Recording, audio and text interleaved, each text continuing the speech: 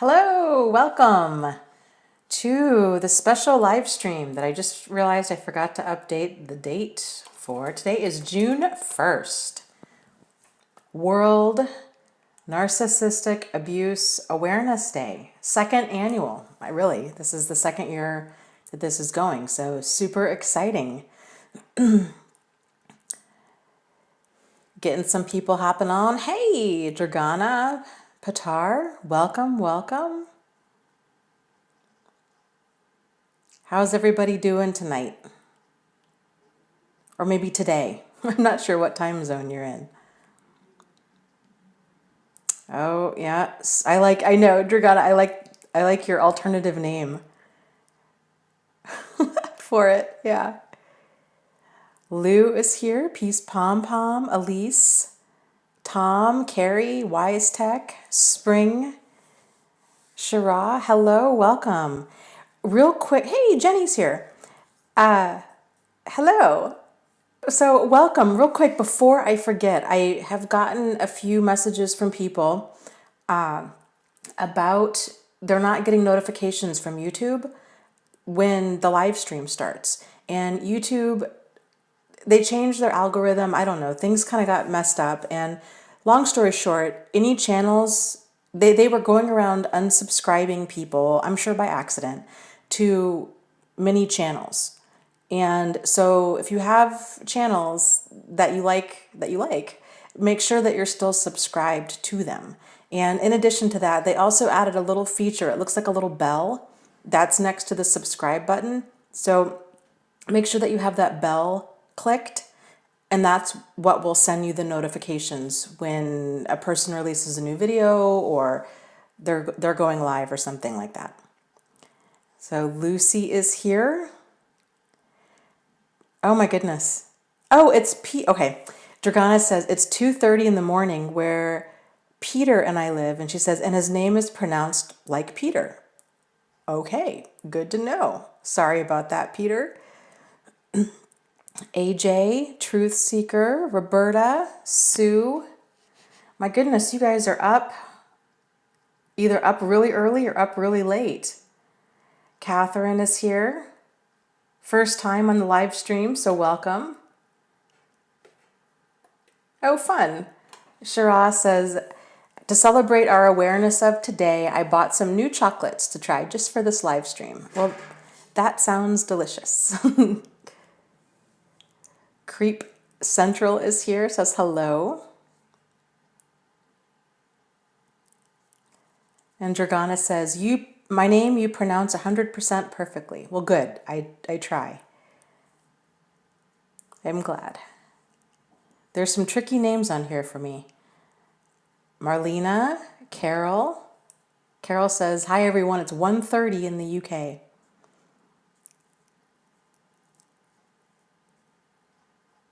So Elise says, I love the live stream, so I stay up late. Oh my goodness. Well, that really means a lot to me. You know, I've been thinking about adding another live stream for people, you know, where the time difference is so much. So I'm open to doing another live stream, or at least opening up to the idea of doing another live stream during the week if you guys want to do one that's a lot earlier. I'm just throwing that out there. So comment down below after the live stream and let me know kind of what time, you know, if we were to do a live stream at, like, let's say, I don't know, like 1 p.m. Eastern Standard Time. So what would that be, like 7 hours earlier, 7.5 hours earlier than what we normally do? If we were to do that like on a Tuesday or a Thursday or something.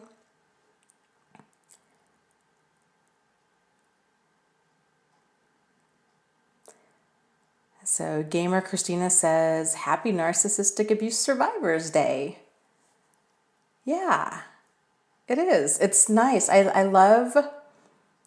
Do you guys know how this day came about? Did you hear the story behind this? I'll tell you if you didn't. So Brie Blanchet, if I'm saying her name correctly, and I hope I am because I love saying Brie Blanchet.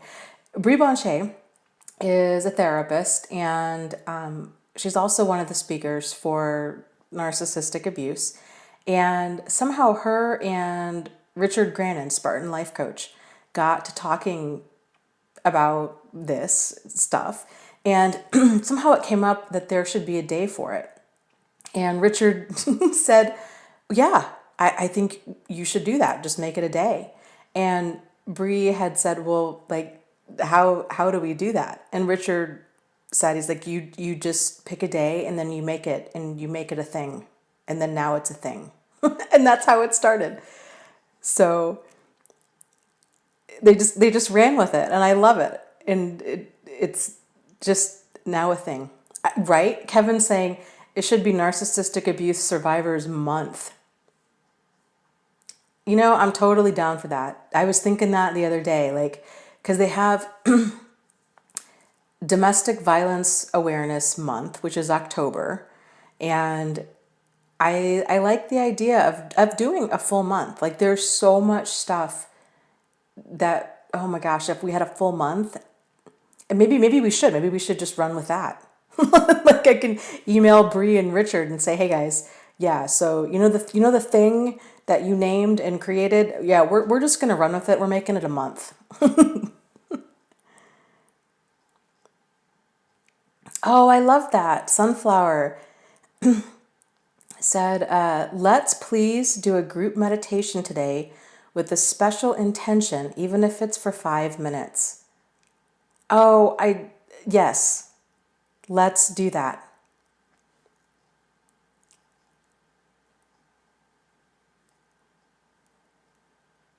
Yeah, Scott says, let's tell Richard it's now a month. Oh, well, that's appropriate. Roberta says June is PTSD Survivors Month.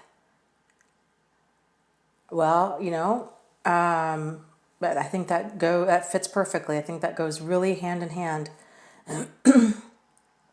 Sunflower says it's done. June is now our month.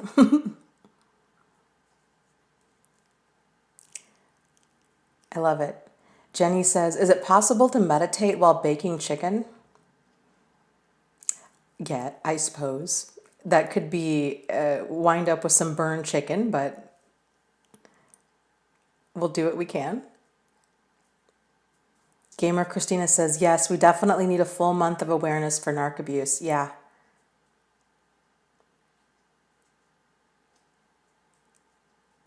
Yeah, I really, I'm still getting the hang of all this. All of this. Like, thinking ahead, planning ahead, getting organized, coming up with just kind of topics and content in general. So next year, I think, well, I guess if we're making it the whole month, I've got, 29 more days to come up with stuff every day. But next month, or next year for sure, I'll have a lot more planned out. Gwendolyn says, thank you for all your help. This month marks 1 year no contact from my narcissist. That's awesome. Congratulations. That's huge. Oh my gosh. And it sounds like Bree did a whole bunch of interviews and all kinds of good stuff. That's awesome.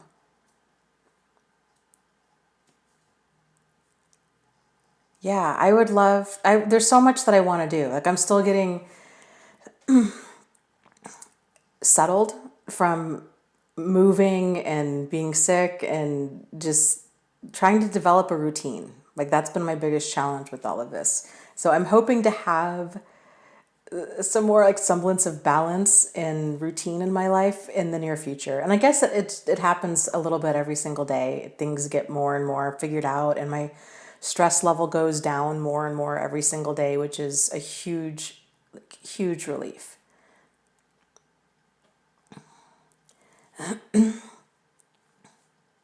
Yeah, Teresa says, hi guys. Ironically, it was 1 year ago today that my narcissist ex-husband left, drained our bank account, and showed up while I was working to clear out the furniture and secretly file for divorce. It's an appropriate day for this.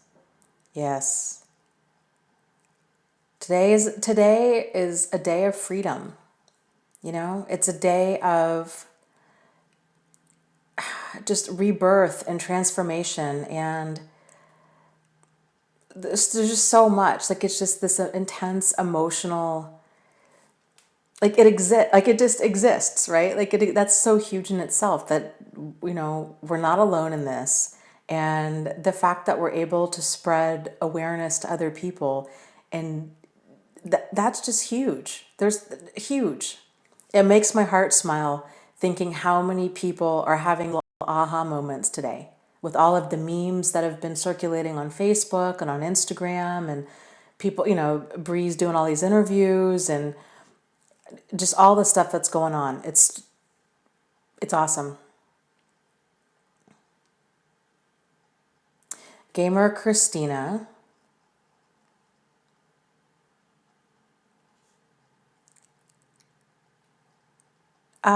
Okay, so people are asking, well, what exactly is narcissistic abuse? And, or they don't quite know what to say when somebody says that. So there was a psychologist, Alice Miller, I believe was her name. And this is kind of where the term really comes from. And it's basically where she studied the dynamics between children living in a home with a narcissistic parent. And she came up with this concept of narcissistic abuse. And it's basically where you have a parent who uses, abuses, exploits, or neglects the child for their own self-esteem needs. But over time, that concept has expanded. So it's not just between a parent and a child, it's whatever kind of role that narcissistic person has in your life. So it's when you have a person, a narcissist, when one person uses, abuses, exploits, or neglects another person for their own selfish interests. I wouldn't even say it's for their own self-esteem needs, because a person can be used for, I mean, I guess everything kind of boils down to self-esteem needs. You know, you could make that case, but people can be used for money. They can be used, you know, for just like lots of different reasons. But that's kind of the core of it, is using, abusing, exploiting, or neglecting another person in order for them to get their needs met. And that's generally done in a way where, through some form of abuse. So, you know, verbally, emotionally, psychologically, physically, sexually, financially, spiritually. So, frankly, in my opinion, all abuse is narcissistic abuse. Although I think most people, when they talk about narcissistic abuse, the differentiation that they're making between like domestic violence and narcissistic abuse is that narcissistic abuse tends to be more covert. It tends to not be visible. So oftentimes it's, you know, it's emotional, it's verbal, it doesn't leave bruises. Whereas when people think of domestic violence, and generally how domestic violence is understood and how it's taught, it is more the physical aspect of it. And it's more of that overt types of abuse and violence.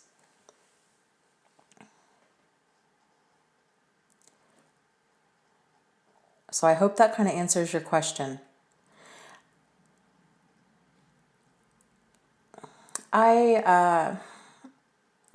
When people mention, because so many people get caught up with the word, you know, narcissist and narcissistic personality disorder, and then it kind of goes off track, and then it's this whole, well, but you don't know if they really are, you know, if they really are a narcissist, or if they just have, you know, quote unquote, regular bad behavior.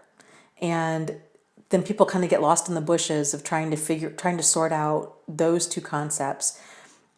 And frankly, the way that I look at it is it's irrelevant.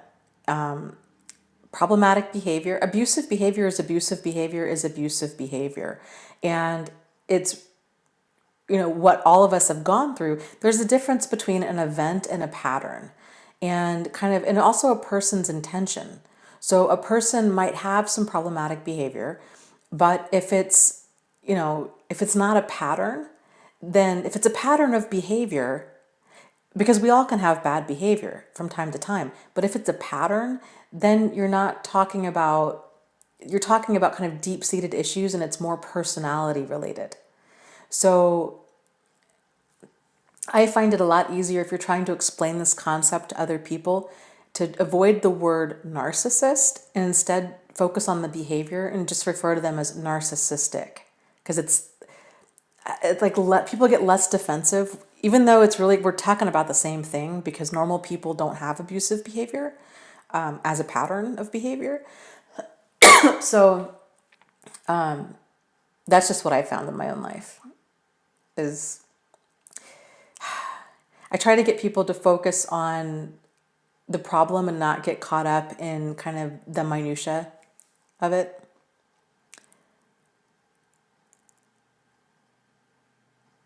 Okay, let's see. Let me scroll up. There's lots of questions coming in here. Scott was saying, some of a narcissist's behavior is just unbelievable. Oh my goodness, yes. It is so incredibly over the top and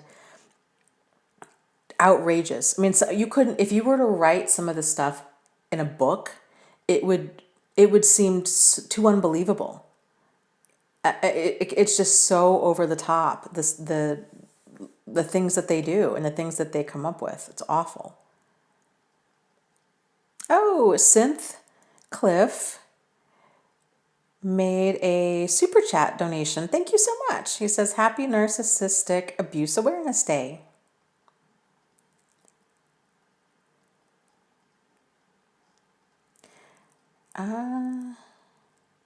So Creep Central says, what does it mean when you can't even make a to-do list without disassociation and stress washing over you? What is the cause and how severe? Is it possible you are dealing with repressed memories? My guess would be that it has, if you're experiencing this disassociation when you're making a to-do list, I would have to kind of wonder if it's more anxiety based. If you're already feeling really overwhelmed and burned out, and then you're making a to-do list and you're kind of piling more on top of it. If you're numbing out and like avoiding the to-do list, my guess would be that might be more anxiety related, but it could, and it could have to do with repressed stuff. It depends on what you're putting on the list.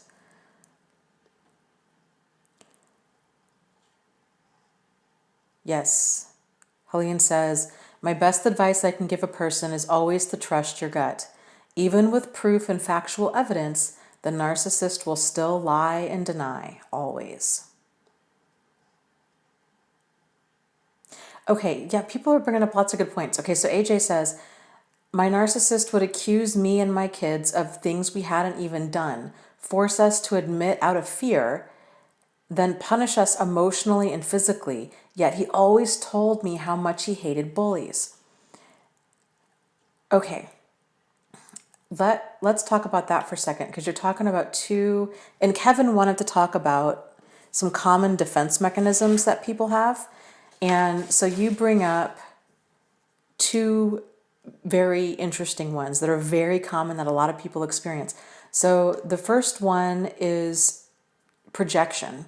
So accusing a person of thinking, feeling, or acting in a way that they're not doing is oftentimes, it's when a person has these uncomfortable thoughts within themselves, they project them onto other people. This is something that people do in general, to some degree, but with narcissists, they really tend to do it to an extreme, and they tend to do it on a pretty regular basis. So if you're being accused of doing things that you're not doing, most likely that's projection. And then you're saying, well, what's really weird about it? And then he's punishing you for that. So in a weird way, he's uncomfortable. He's probably doing whatever he's accusing you of, and then like punishing himself through you. So, I mean, you're talking like layers and layers deep of some really deep-seated problematic behavior. And then he goes on to say how much he hates bullies. So there's another defense mechanism called compartmentalization. And it's when a person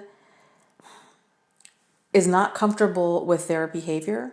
Like their idea of themselves and their behavior are two different things. And so and they kind of keep them in different compartments. So exactly what you're saying. So if his idea of himself is that if he's thinking, I hate bullies, but then he's acting in a bullying way, he's putting that in a different compartment. The brain is a fascinating thing, the way that it works. And so he doesn't see his behavior as a part of who he is.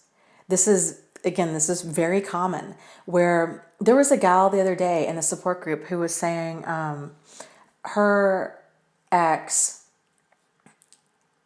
had beat her up pretty bad and had come home, I think it was like the next day, and was saying that his friend had beat up his girlfriend and how upset and disgusted he was at his friend's behavior. And here she is with bruises all over her, like big time, like broken bones, and he had really beat her up. And she was just blown away, like, wow, you don't see the hypocrisy that this is you. Like, you're the guy that you hate. But in his mind, he didn't see himself as an abusive person. Very interesting.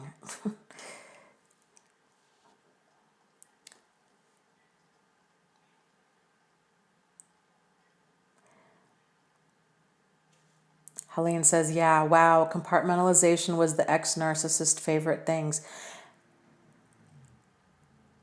And I think, too, when you start to see their behavior, and our behavior, too, like when you start to see behavior in general, in terms of we have these defense mechanisms.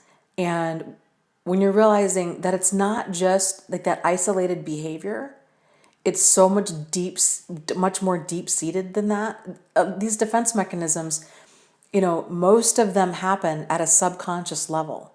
So a person's being driven by like a deeper part of their brain. It takes a lot of like awareness, and a person has to be able to get comfortable enough with the truth in order to actually let those defense mechanisms kind of lighten up to where they don't have such a strong grip on them. Because we have defense mechanisms in order to kind of keep us safe from any kind of real or perceived threat, really. They guard us against stress and anxiety, is why we have defense mechanisms. And yeah, we all have them. We all have them to some degree. So here's an example of like a more mild form of projection is, and it's still crazy making. You guys have probably heard this before, where a narcissist might be incredibly manipulative and then accuse you of being manipulative. Or they might be cheating and then accuse you of cheating. They might say that you're crazy, you're delusional, you're, abusive, you're the one that doesn't want to work on the relationship. When the reality is it's them, right? Like it's totally them. But when you're in something like that, it's because there's oftentimes no reality there's no witness to our reality. So if you're alone with the person and these discussions are going on, it can really cause a person to second guess themselves and to wonder, like, who's the problem? Is it me or is it them? Excuse me.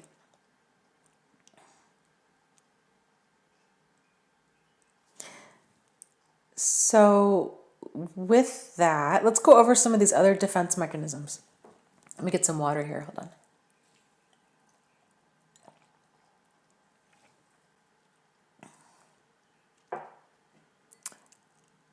Real quick. Okay, so Marissa says, hey, Dana, I plan on moving to Vegas. and coincidentally my ex-narc moved there after I broke up with him. Is it still a good idea to move forth with that plan? Vegas is such a small city. Are you talking like Las Vegas, Nevada? Or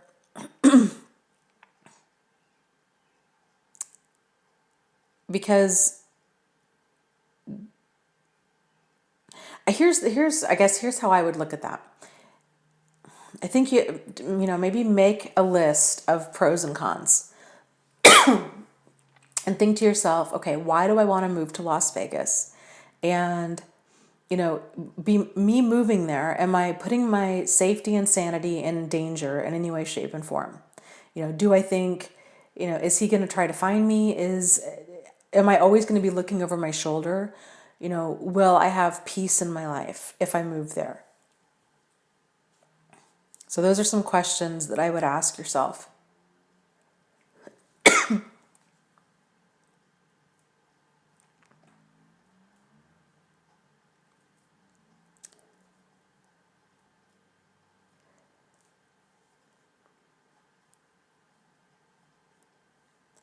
So, okay, so with that,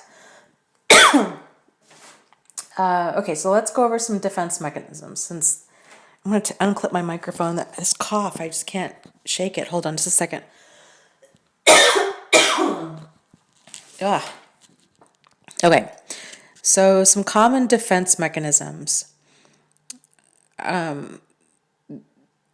So some pretty basic ones that are considered more like primitive are denial, regression, acting out, compartmentalization, projection, reaction formation, disassociation,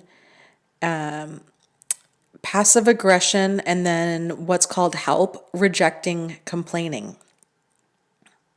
So denial, I think we're all familiar with that. It's just, when a person basically has their head in the sand, they're not seeing things clearly. And here's the other thing too. I covered this a little bit a second ago, but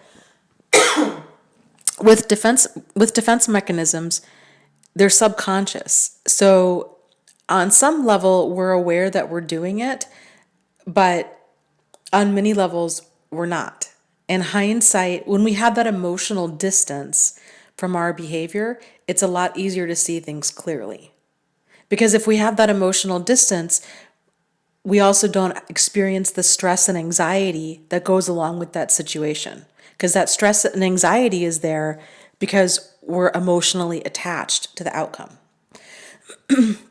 So denial is a big one. It's this idea of, oh, it's just not a problem. So, and oftentimes when a person's denying the reality, you hear stories of people that'll gain a tremendous amount of weight. They'll gain, over 100 pounds. And this is an extreme example, but like they might gain over 100 pounds and not realize that they've gained weight. And then one day they see a picture or they see a reflection of themselves in the mirror as they're, walking into a store, and they're just shocked. They don't, like, it's sort of like, wow, when did this happen? Or of, let's say, like an alcoholic or an addict who doesn't think that they have a drinking problem. And then they have this, they suffer enough pain, they have a bad car accident, they get thrown in jail, their spouse leaves them, they generally have experienced some sort of painful negative consequence that kind of shakes their reality and makes them question, well, maybe this is a problem. So denial is a really thick fog, and it's hard for any of us to see that there's a problem when we're in it. Regression. So regression is something that it's when a person reverts back or regresses back to kind of a safer time and place. They generally revert back to like childhood or even infancy. This is really common with, everybody does it, but with children, if they're undergoing trauma, little kids will, of any kind, let's say their parents are divorcing and they're stressed out by that. A common defense mechanism is that regression. So they might start talking baby talk. They might start wetting the bed again. They might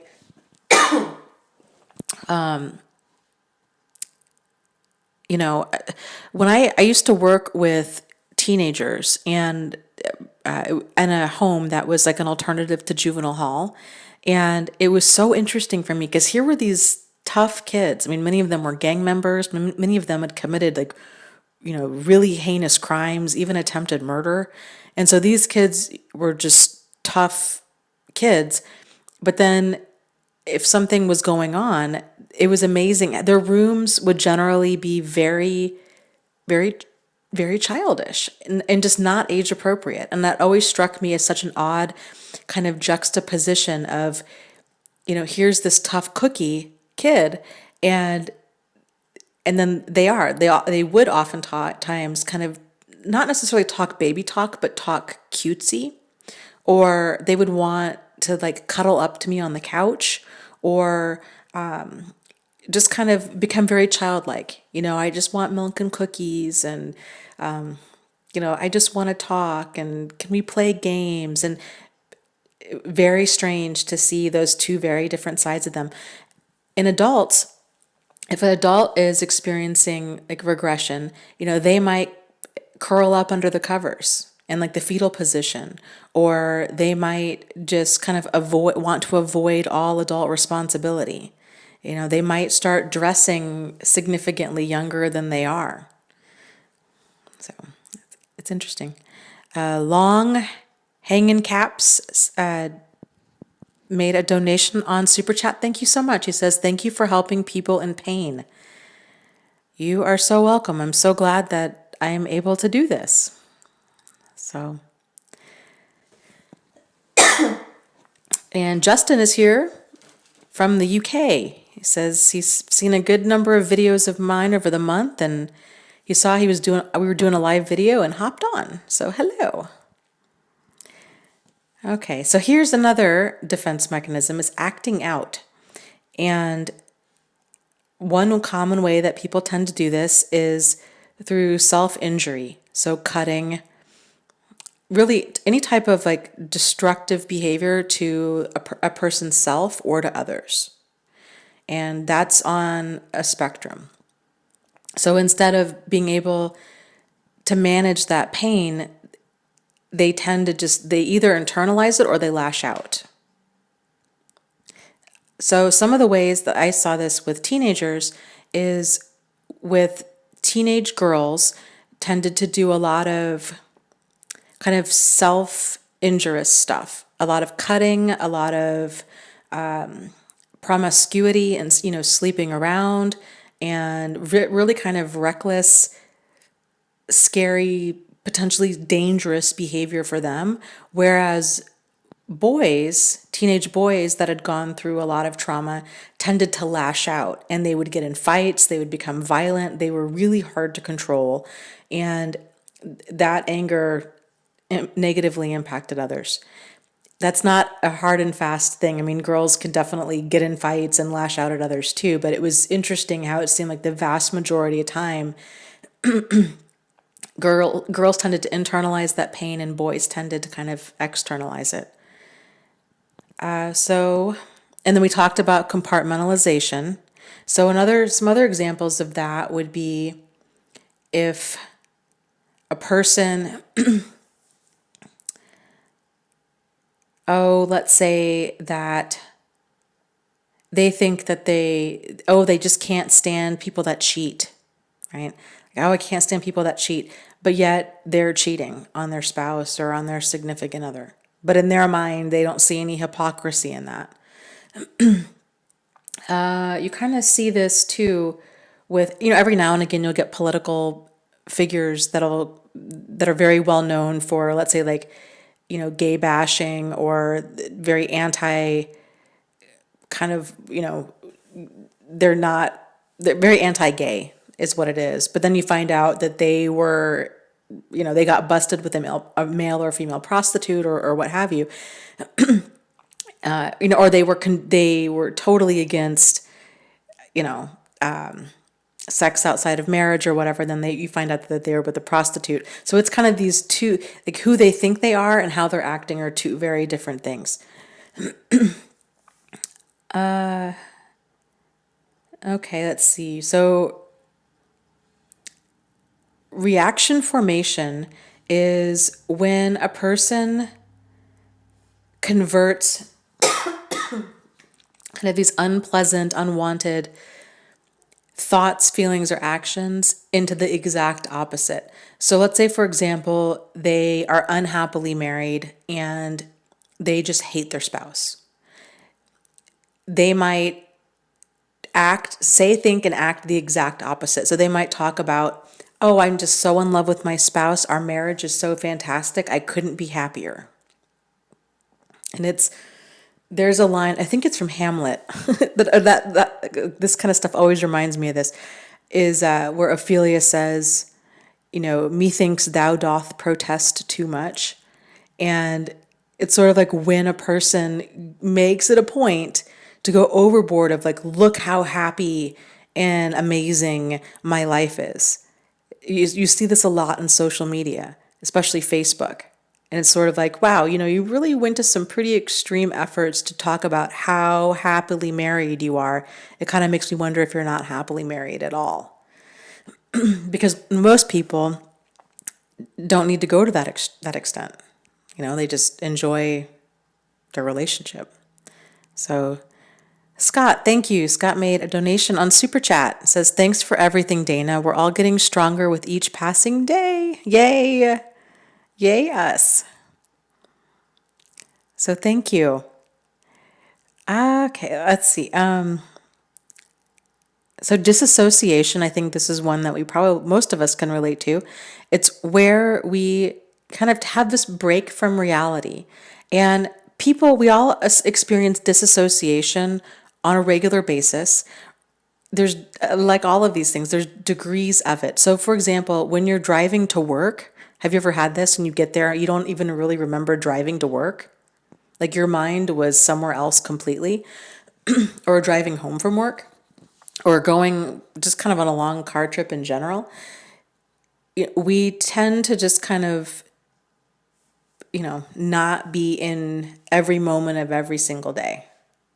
And this is really common when a person goes through trauma and this level of dissociation is at a much more extreme level when a person goes through trauma, but it's been described as feeling like there's a veil or a curtain between you and the rest of the world.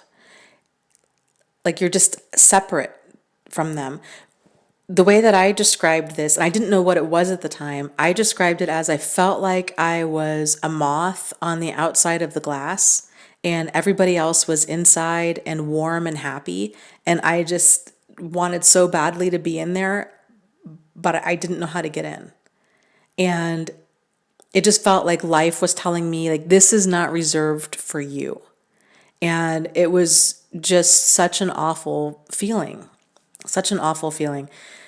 A severe form of disassociation would be like amnesia, for example. Okay, let's see. Help, rejecting, complaining is when a person asks for help and then doesn't take it. And this is also and this is most of us, right? But in general, but especially when a person's going through a difficult time. And my guess is, so a person will say, this is what I'm experiencing. If you're in the support group, then you know exactly what I'm talking about. If a person's asking for help, like my partner's doing X, Y, and Z, what do I do? And then people will spend all of this time and energy getting resources and giving links and, trying to answer their questions and give them the help that they're wanting. But then the person does the exact opposite. And my guess is that we all most likely ask for help because we know what we need to do, but we wish we didn't. And so in order to relieve the anxiety that we're feeling about something's problematic, something's wrong, something's off, I know I need to do something. I just don't want to do what I know I need to do. So I'm just going to keep asking advice until I get the advice that I want, is basically what it is. So That's problematic. And then passive aggressive behavior is also a defense mechanism. And it comes from if a person's in a situation where they can't have that open, honest, sincere, solutions oriented communication, but they also can't leave or don't want to leave, then if they can't be assertive, then they have to resort to either being aggressive, passive, or passive aggressive. And any of those, being aggressive, which is also, while we're talking about it, there's a term out there that I think is really important. If you guys are not familiar with it, it's called reactive abuse. And so it's when a person basically gets bullied. They get pushed and pushed and pushed and pushed and pushed to the point where they can't handle it anymore, and they explode, and then they lash out, and then they become aggressive. A lot of people that are going through abusive relationships struggle with this because they're like, yes, but then I did the, I'm not perfect, and this is what I did, and should I apologize? Or, I feel really bad for doing this. And it's helpful to kind of take a few steps back and to examine, okay, what was going on? Are you normally aggressive with other people, or was it just this other person? Were you aggressive with them as a way of trying to cope and survive this situation? Because that's what often happens, is it's crazy making behavior that pushes a person until they explode. So passive aggressive behavior would be, a person might be kind of saccharine sweet, and then they're pushing down all of this resentment and anger and rage, but it kind of just bubbles up. Like you can kind of tell this person seems nice on the surface, but there seems to be this like underlying tension and anger that they have. So, okay, some other defense mechanisms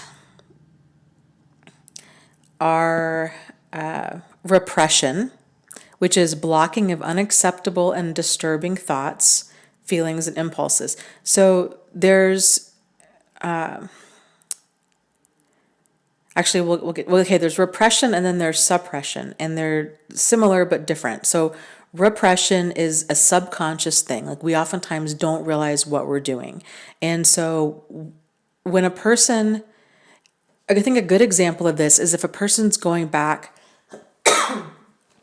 or wanting to go back into an abusive relationship, and they're feeling really good, they're feeling really strong, and then the person sends them a text message, right? Like, hey, thinking of you, or hey, miss you, something like that. And they're tempted to reopen contact, and it's like they tend to just forget everything bad that had happened. And then they get sucked back in to this dynamic. They're repressing a lot of what happened. So, and because then later on, then they feel awful. They're like, how could I have forgotten so much of this? Like, what's wrong with me? And nothing wrong with you. This is a defense mechanism, and it's something that a lot of people do. And so it's important in order to keep the reality of the situation front and center. So we're not repressing, like glossing over red flags. So we're not forgetting what they've done, these kinds of things, that we keep a reminder of why we left. I call this the whole, like, for when you miss him or her list. You write out in bullet point format of all the reasons all of the things that they've done, all of the lying, all of the cheating, all of the verbal abuse, all of the, you name it, and you make a list. And the reason you want to do it in bullet point format is so you can quickly scan it, because these defense mechanisms, they happen quickly. And so, and a lot of it, again, we're not aware that it's going on. So time is really of the essence. So you want to make sure that you have that letter. Maybe you take a picture of it and you keep it on your phone, and you keep it in your nightstand or whatever, and you quickly glance at it, and it'll snap you out of that fog and back into reality of, oh, right, like that's why I left. Okay. Displacement. This is when a person redirects these uncomfortable thoughts, feelings, or actions about one person onto another. I think divorced parents encounter this a lot. So let's say if you have, a former spouse that's abusive and they don't have a lot to do with your children, or the dynamic between them and the child is really tense.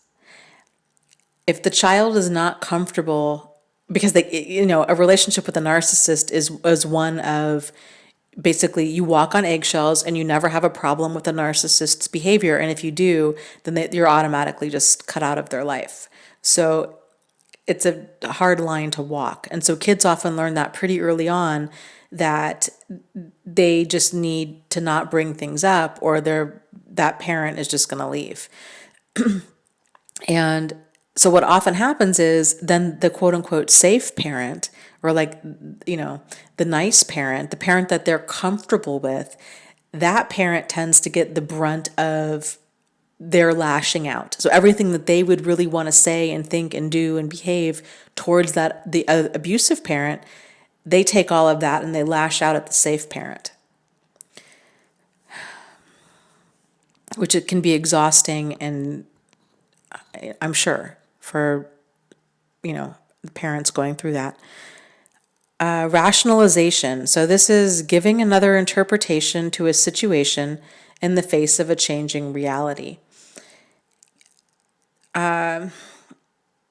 So this is when we rationalize kind of this change in reality. And this comes from when, what was his name? I'm drawing a blank. The guy that came up with the concept of cognitive dissonance. He had studied cults and had found this one cult in particular believed that on a certain day and time that the world was going to flood. And that certain day and time came and went, and there was no flood.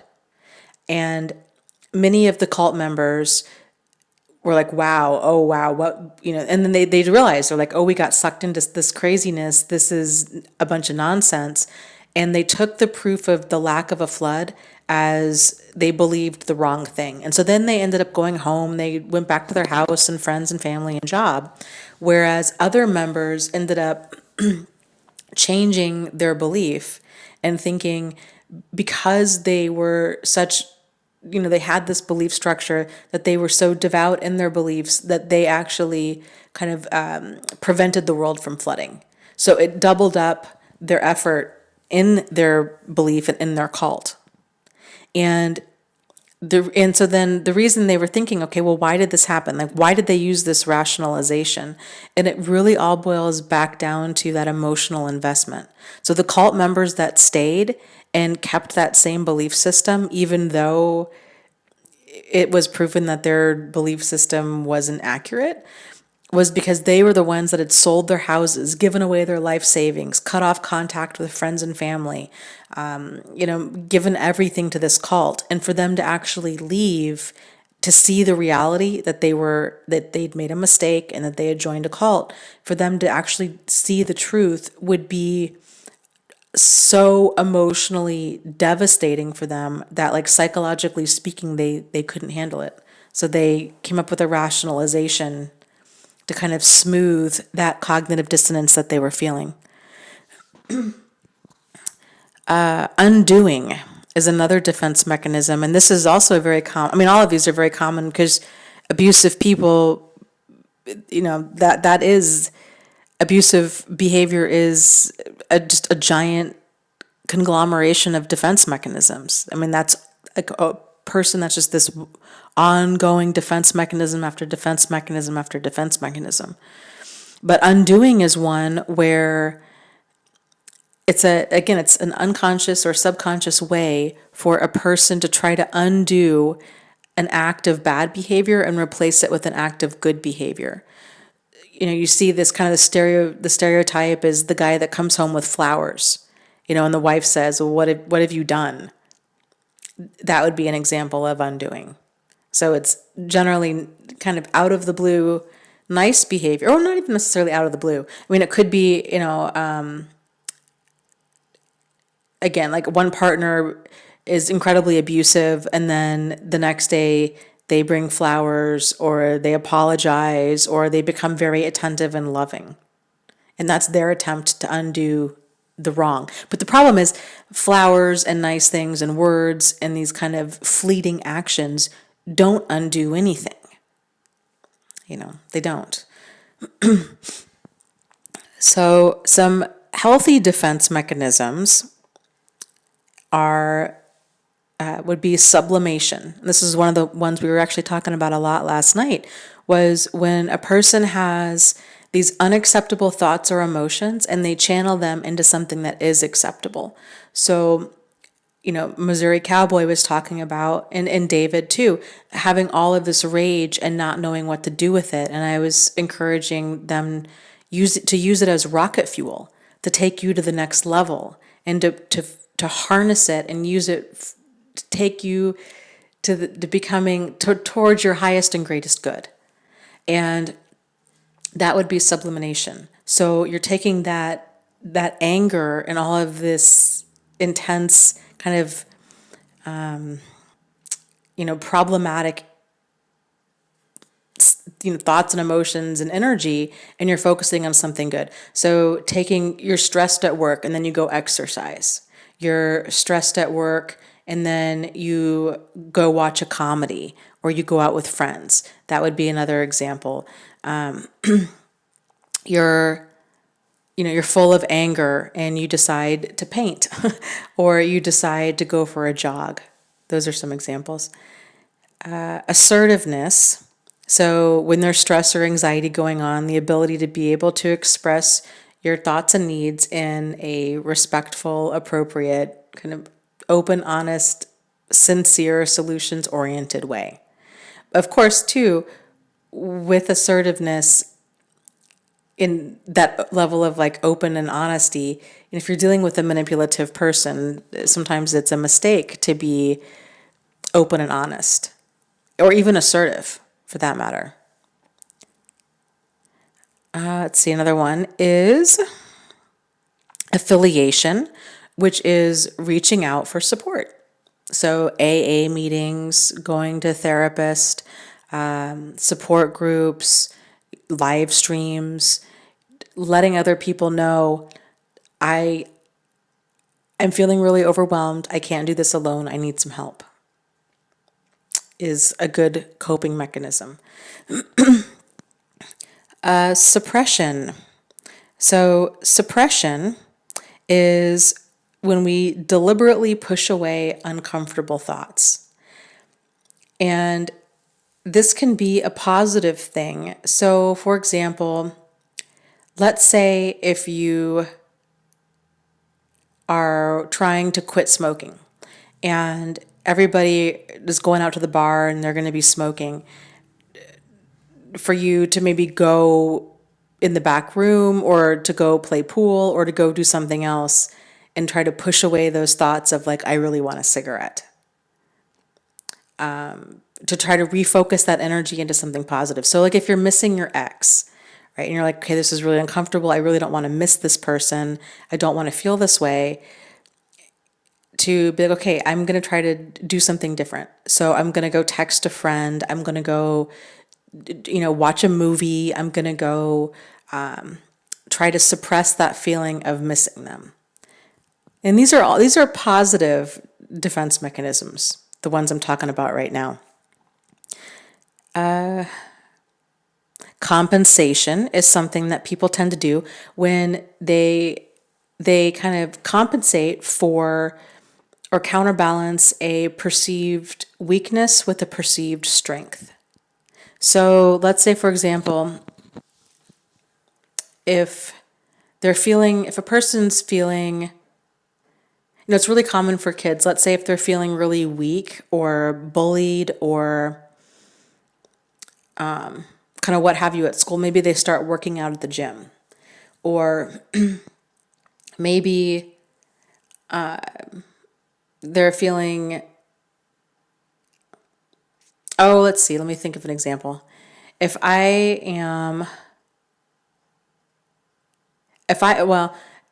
like if I'm feeling very overwhelmed in a certain area or very inadequate, I do this a lot when when I'm, especially if I'm like learning something new and I'm feeling really just frustrated by the learning curve and inadequate, then I'll go and I'll do something that I know that I'm good at. And so that kind of counterbalances those feelings of feeling inadequate with something that's like a slam dunk. Like I know I can do this. I know that I'm good at this. So it kind of evens itself out. Or like another example might be if a kid is terrible at sports, but then but they're really good at playing, I don't know, Dungeons and Dragons or something. So instead of focusing on their weakness, they just focus more on building up their skills with, Dungeons and Dragons or what have you. Altruism. So it's a way of dealing with stress by helping others. This is huge. I cannot say enough for this one. There's so much power in stepping out of our own pain and helping somebody else. Even if it's like 5 minutes, even if it's seriously like 20 seconds, just a kind word to a stranger, giving a supportive comment, even to people on YouTube. Like other commenters on YouTube and just saying like, hey, you matter. And I'm sorry that you're going through this. And you're just supporting people. It's seriously this rush of it feels good to help lift other people up. Volunteering at, a nursing home, volunteering at, to walk dogs, writing somebody. My mom donates she volunteers at a homeless shelter and she just absolutely loves it. And she also she does this Compassion International thing where, she's got all of these kids from around the world and, I don't know, she sends them like $10 a month or something. And it just makes her feel so good to make a difference. And there is a lot of truth to that. It really does feel good to do that. Anticipation is another really great way of handling stress and anxiety. So is anticipating solutions and planning ahead. So much of stress and anxiety comes from fear of the unknown. But if we can start kind of figuring out just the concepts of like what if and like, well, what could I do? Like, in just listing out your options. It's amazing the clarity that you can get from that, and then figuring out the sense of peace that comes with knowing that you have options. It's huge. David, thank you. Just gave a super chat donation. He says, June 6th, 1 year out of narc hell. Thanks, Dana, for the knowledge and strength that you give us. Thank you so much, and you are so very welcome. So yeah, 1 year, it's a lot of people seem to have, this seems to be a big month for like a lot of people. Okay, so two more healthy defense mechanisms, and then we're done. One is self-observation. And this is where awareness comes from. So it's the ability to be able to look at ourselves and look at our behavior more from a place of curiosity than judgment. Because when we look at it from a place of judgment tends to trigger fear, which tends to trigger these defense mechanisms. But if we can look at it from a place of curiosity, of like, well, why am I doing that? Like, that's really interesting. If we can get curious about our behavior, it makes it a lot easier to deal with it. I think too, especially if we realize that every single thing that we do is designed to keep us safe. So all of these other defense mechanisms, all of the relationships we have, all of the friendships, the jobs, everything in our experience that we're a part of is designed to meet some sort of need within us. Generally it's designed, we keep it around because there's some sense of safety in it. So even destructive coping mechanisms still serve a purpose. People drink too much or eat too much or spend too much or do all these things because it's meeting some sort of need. And I think if you can realize it in that aspect, that whatever you're doing that might be destructive is meeting some sort of need, it can be a lot easier to have compassion for yourself, and that your brain is doing the best it can in order to keep you safe. Because again, so much of this is not at the conscious level. So it's not that it's necessarily you that are doing this. It's these deeper parts of your brain that are kind of driving this behavior. But once it bubbles up to the surface, that's when the magic happens. That's when we really can start to change because we're aware of what we're doing. So the last one is humor. So dealing with stress through the use of like sarcasm or irony. This is a big one for me. A lot of people tend to have, sarcasm is a big one. Dark humor is another big one. The book, I think it was the book, The Gift of Fear. Gavin DeBecker talks about this, and he was saying one of the most interesting things that he had found was that in like workplace violence type situations, that what often preceded it was dark humor. So he gives the example of two guys sitting at their desk, and they hear this like pop, pop, pop, pop sound. And one guy looks at the other guy and says, "Oh, I hope that's not Johnson coming back here to open up fire." And because I guess this Johnson guy had been recently fired. And sure enough, that Johnson guy had returned and then it, burst into their office and then opened fire. So we oftentimes will use that kind of humor, like that dark humor, is when we know that there's a problem, but it's not computing in our brain. And so at a deeper level, we know that there's something going on, but like our brain, especially in that kind of situation, like violent type situations, our brain doesn't process it. Another example he gave from a workplace was with mail bombs, and how oftentimes people will get a package in the mail and somebody will even say, "Boy, that really looks like a mail bomb." And they'll say, "Yeah, it sure does." And then they continue to open it, and then sure enough, it's a mail bomb. So again, it's just the brain is not, it's like denial that, oh, this could actually be a problem. This could happen to me. So very, very interesting stuff.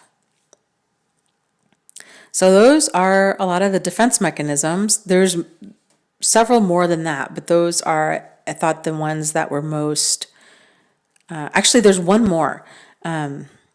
Fantasy is one of them, but I think that in this context can be more problematic than anything, because kind of the whole like wishful thinking can keep a lot of people stuck in problematic situations, thinking that it'll turn around, even though the situation and this person has shown absolutely no signs of changing. So that would be another defense mechanism, is wishful thinking. So, okay, so that's it. So Kevin, if you're still here, I'd be curious to know if kind of what in that, if you wanted to discuss about defense mechanisms, or if you wanted to discuss it in the group. Yeah, Kevin says, yeah, he says, I thought it was good information to become aware of. And also you can start to use the defense mechanisms on a conscious level. I agree completely. And thank you for bringing all of this up, because it's really cool stuff. When we can realize that this is, this is all going on without us even aware of it. And it's just powerful, powerful stuff. So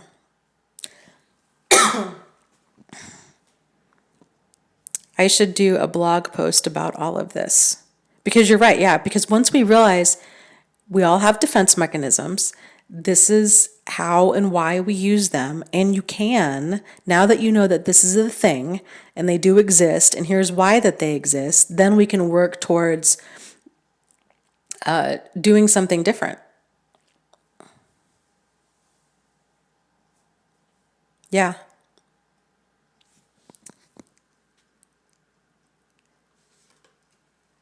So let me scroll up. Lucy says, Dana, it's that knowing without knowing. It's the knowing without knowing how we know. This is intuition at work. Yes. Yeah. And I think a lot of times too, that knowing without knowing, what we call intuition, it's really our limbic system. It's that emotional, kind of mammalian part of our brain, which is the largest part of our brain. So all of this information kind of comes in and it kind of filters up, and so we filter it and we're like, okay, what's going on? And it starts out at a basic level. Like, what is this thing? Is it going to kill me? Like, that's kind of the basic thing that our brain is always scanning for. Like, is this going to kill me? And then if the answer is yes, then it triggers that fight or flight. And if the answer is no, then it kind of moves higher up in our brain. And so that limbic system, and it truly is, when we talk about like a mind-body connection, it runs from limbic system, that limbic part of our brain to our stomach and the vagus nerve, which touches every single organ,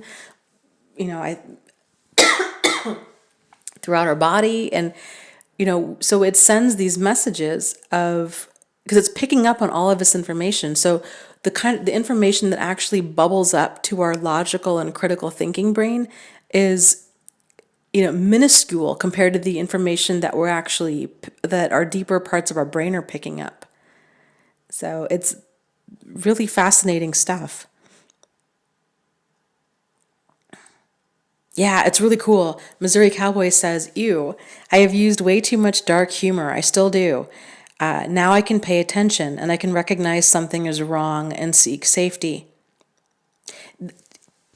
That was a really big eye-opener for me, to start paying attention to things, when you see behavior in that way, it really, it's very, very eye-opening, because it's not just dark humor. Like, there's more at work there.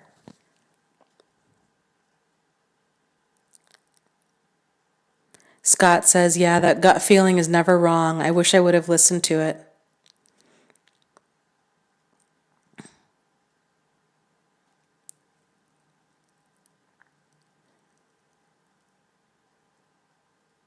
Iman says, I hate that others are suffering from this, but it's good to know I'm not alone.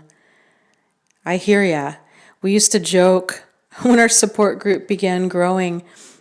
We used to joke that it was the club that nobody wanted to be a member of, but that they were glad that there were so many people there. And that was exactly what it is. It's nice to know that we're not alone. Yep.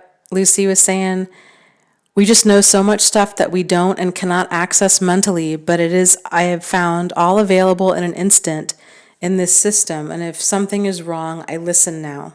Yep.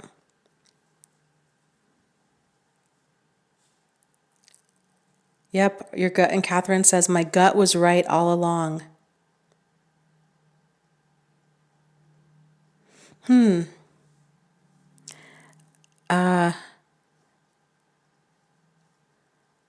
Okay, hold on a second. Oh, this chat's going fast.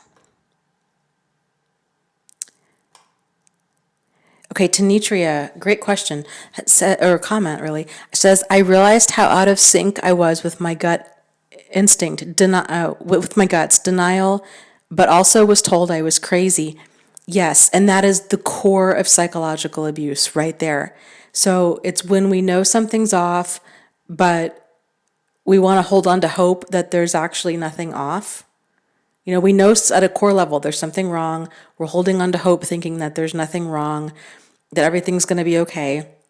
And then, of course, whenever you bring something up to this person who's doing something wrong, because they want to continue getting away with it, then they're going to keep saying there's nothing wrong. Like, you're the one with the problem. You're crazy. You're jealous. You're, controlling. I can't handle your behavior. You need a therapist. Like, you've got some major issues. And then, again, when a person's in this and they can seem so intense and so unwilling to kind of budge or to give any clarity. It's sort of like we either have to accept that we have the problem, or basically that's what it is, right? Like we have to accept that we have the problem if we're going to stay in that relationship. And it really can do a number on a person and with their judgment, and even it can impact a person's alignment with the rest of their emotions, because then they start to really question everything. And especially for children that have grown up in a home like that, where they experienced a lot of problematic behavior from a parent, from a narcissistic parent, and that parent acted like, you know what, you're the problem, you're the crazy one, you're just trying to make me look bad, you're manipulative, you're you're an awful child. Basically, you can't take a joke, you're too sensitive. And the child's growing up like that, then they become very out of alignment with how they feel, because anytime they felt like something was wrong, they were told that it wasn't wrong. And so then as they get older and then they start dating and having relationships, their radar is not set to pick up on problematic behavior. It's set to gloss over problematic behavior and to just kind of go along with it. So it's very damaging behavior.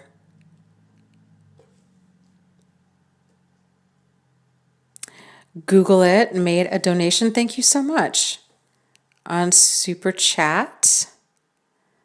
I appreciate it. So for those of you that are new here, we're just going to kind of run with this whole narcissistic abuse awareness day, and we're just going to stretch it out to a month. We decided that earlier. So we'll have to let other people know, because I guess, why not? Why not? Why not? Dragana says, talking about humor, she says, I could be a pro comedian when I'm in emotional pain. Yeah, sarcasm. In many of my earlier videos, I would get comments from people that would say, either they would say, you're making light of this topic, or they would say, I really like some of your videos, you make me laugh. And I remember I would read those comments. I'm like, what are they talking about? And I just didn't realize that I was coming across that way. But I have a good friend who is like the queen of sarcasm. She is hilarious. And whenever the more pain, anything that happens in her life, she just has really, that's how she deals with it. And I think, frankly, a lot of probably pro comedians are in a lot of emotional pain, and that's how they deal with it.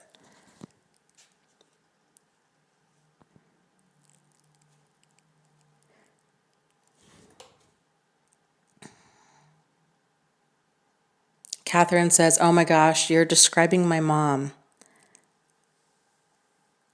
Yeah, it's very eye-opening when you start connecting the dots, because oftentimes what happens is it's this one relationship that a person goes through as an adult that causes this tremendous amount of emotional devastation. And then they start seeking out answers. And then they find themselves, hopefully they'll find themselves like researching narcissism or sociopathy or something like that, trying to make sense of it. And then they start kind of putting the pieces together, and they're like, wow, I didn't realize, or maybe they even did realize, yeah, I had an abusive childhood, or they might think, I didn't think my childhood was that bad. There were some issues, but they might have thought, well, I didn't think it was abusive because I was never hit.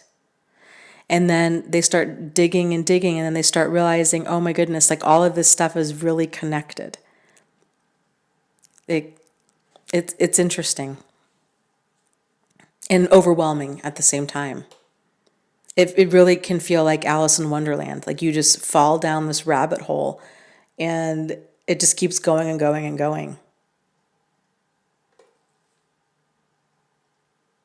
Oh, that's awesome. Jennifer says, I used the cord cutting detachment technique you talked about yesterday on the live stream. It worked really well to help me not get caught up in that narcissist's negative energy. Yay. That's exciting. I'm glad. I'm really glad that that worked for you. Did you get a chance to listen to Jason Stevenson, any of his videos? He has some amazing relaxation videos that I highly recommend. Even if you're not super stressed out, like they're still great.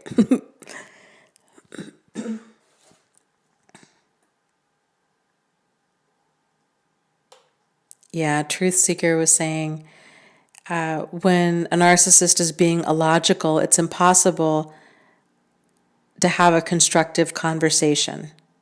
Yes. Yes, that's crazy making. It's impossible. I mean, you can't be logical with an illogical person. Especially if the goal of their communication is to confuse and to provoke and to irritate and to get some sort of desired reaction out of you. Like they're not communicating in order to reach a solution. They're communicating in order to like derail reaching a solution. And it takes a person a long time to realize that that's in fact what's going on. So, and the more logical you are, the more illogical they're going to be. Because again, they're not trying to reach a solution.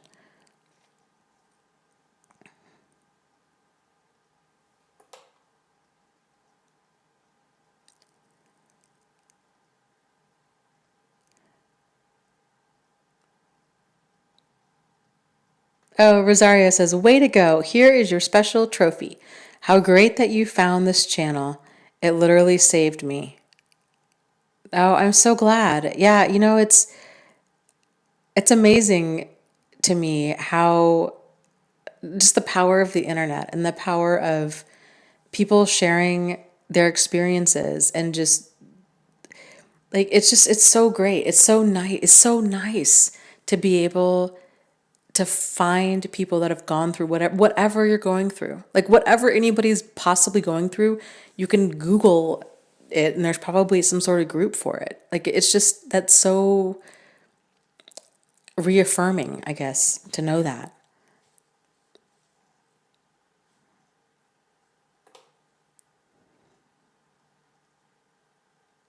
Yes, Maria says, you can know you had a terrible childhood, but not realize the patterns you learned until you've had years of terrible adult relationships. Yes. Yep. It can be really eye-opening too to write out the significant relationships in your life. Like in high school and and then as an adult as well. So with friends, like maybe top 3 significant friendships in your life, and then top 3 significant romantic relationships in your life. And to go back and see, were any of those people, how many of them were problematic? And in what ways were they problematic? And what was it about them that you liked? Like, what was the initial attraction there? I think you'll find that there's a lot of like repeating stuff. It's very eye-opening. And I think you can take that a step further too. So let's say, for example, if you find, okay, wow, I've had, a lot of problematic people in my life and they tend to get into my life because they tend to move really quick. I tend to have this amazing deep connection with them within like the first few days. And I just want to spend all my time with them. It's that kind of a feeling. To then think about, okay, what was, and if that's what it was, right? I mean, because everybody's different. That level of emotional intensity and emotional connection, did you have that in your childhood? Did you get that from your parents? Because if not, that's probably where a lot of that's coming from. It's sort of like we have an empty bucket in that area. And so it's going to make us prone to people when they swoop in and they give us all that love bombing, that intense, affection and attention, whether they're a friend or a significant other.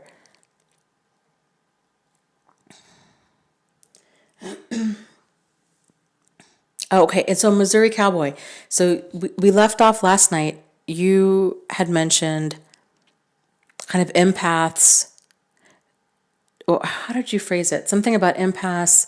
Would you ever be able to have a relationship that was a really great relationship without, you know, like, oh, the human magnet syndrome. Like, would you always be attracted to a problematic person? And let me draw this out, because here's my take on this.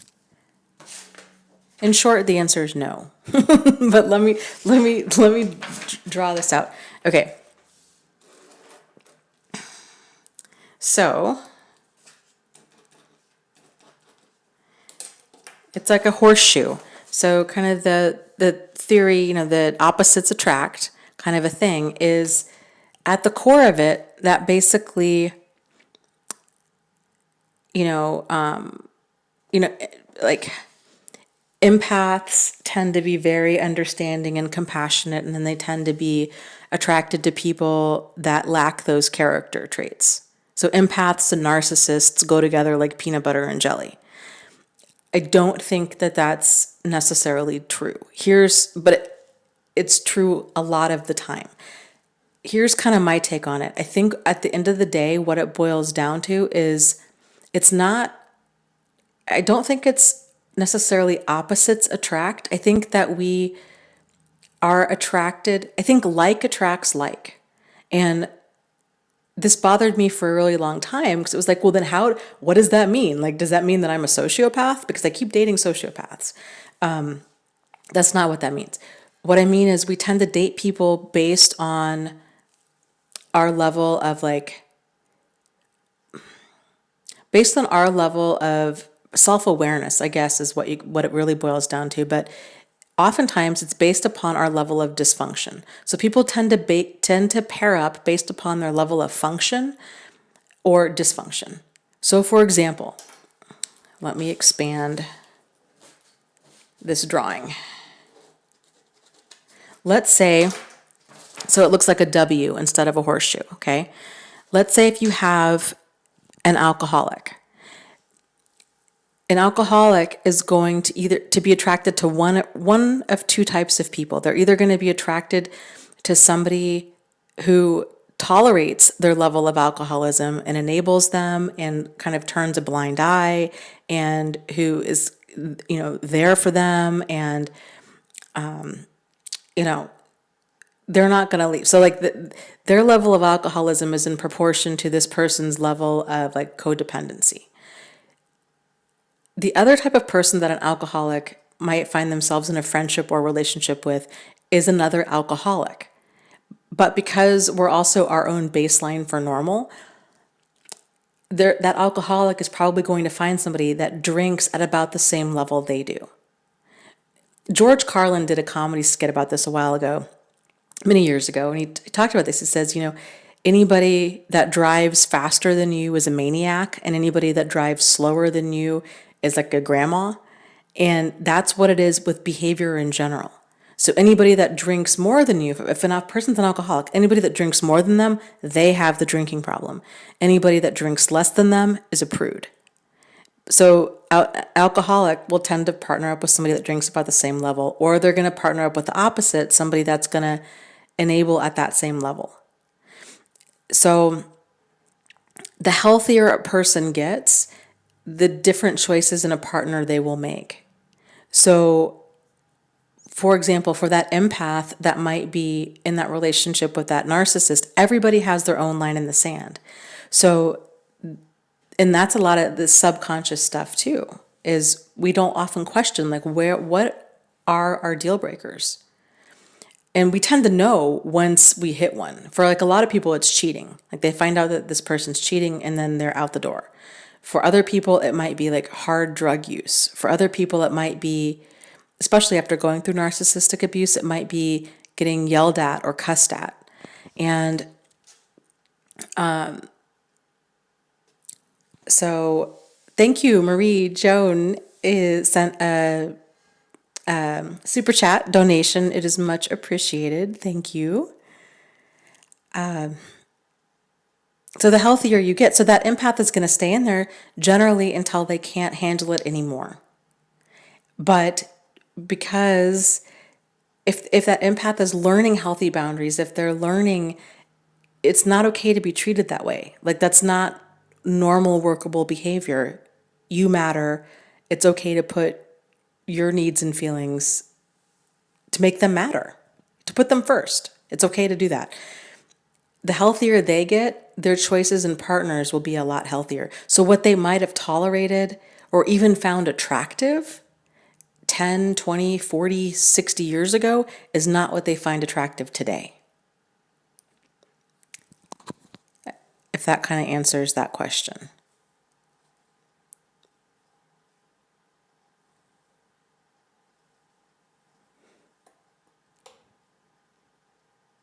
BJ says, I'm currently no contact, but still have strong desires for the person. And that does tend to pass with time. You know, I really encourage people to view this when you go no contact. Think of it as quitting a drug cold turkey. You're quitting smoking. Anticipate and plan for that. You know, if you're going to quit smoking, you know, you might do something like you might give all of your lighters to a friend. You might get rid of all your ashtrays. You might throw out your cigarettes. You might quit going to the, you know, like, I don't even know, quit going to your favorite bar that you go to every Friday night. You might decide to chew gum. You might get a nicotine patch. Like you're going to start planning ahead for this, knowing that you're going to have cravings. There's going to be bad days. There's going to be temptation. It's the same thing with going cold turkey with a narcissist. It can be very much like a drug. All of those highs and lows it can really do a number on the chemicals in a person's body. It's very much like addiction. So to plan for it and realize that it's not, there's so much more going on. It kind of, you're going through withdrawals, you know? So to kind of set yourself up for success and think about, okay, what can I do during this time to make this withdrawal period as smooth as possible? You know, staying busy. If you're feeling cravings to, you know, can you call a friend? Do you like to play, you know, video games? Can you go do something totally different? Those cravings, just like cravings for anything else, they'll pass. They really will pass. They pass pretty quickly. And at first you might struggle with having cravings on a really regular basis. But it does get easier over time. And then just like quitting anything that you know is bad for you, you will eventually get to that place where you look back and you're like, oh my gosh, I cannot believe that I ever did that. Like, I can't believe that I ever smoked. I can't believe that I ever, you know, dated this person. Because it's so not even, you don't even have those cravings anymore. And that's so not who you are today.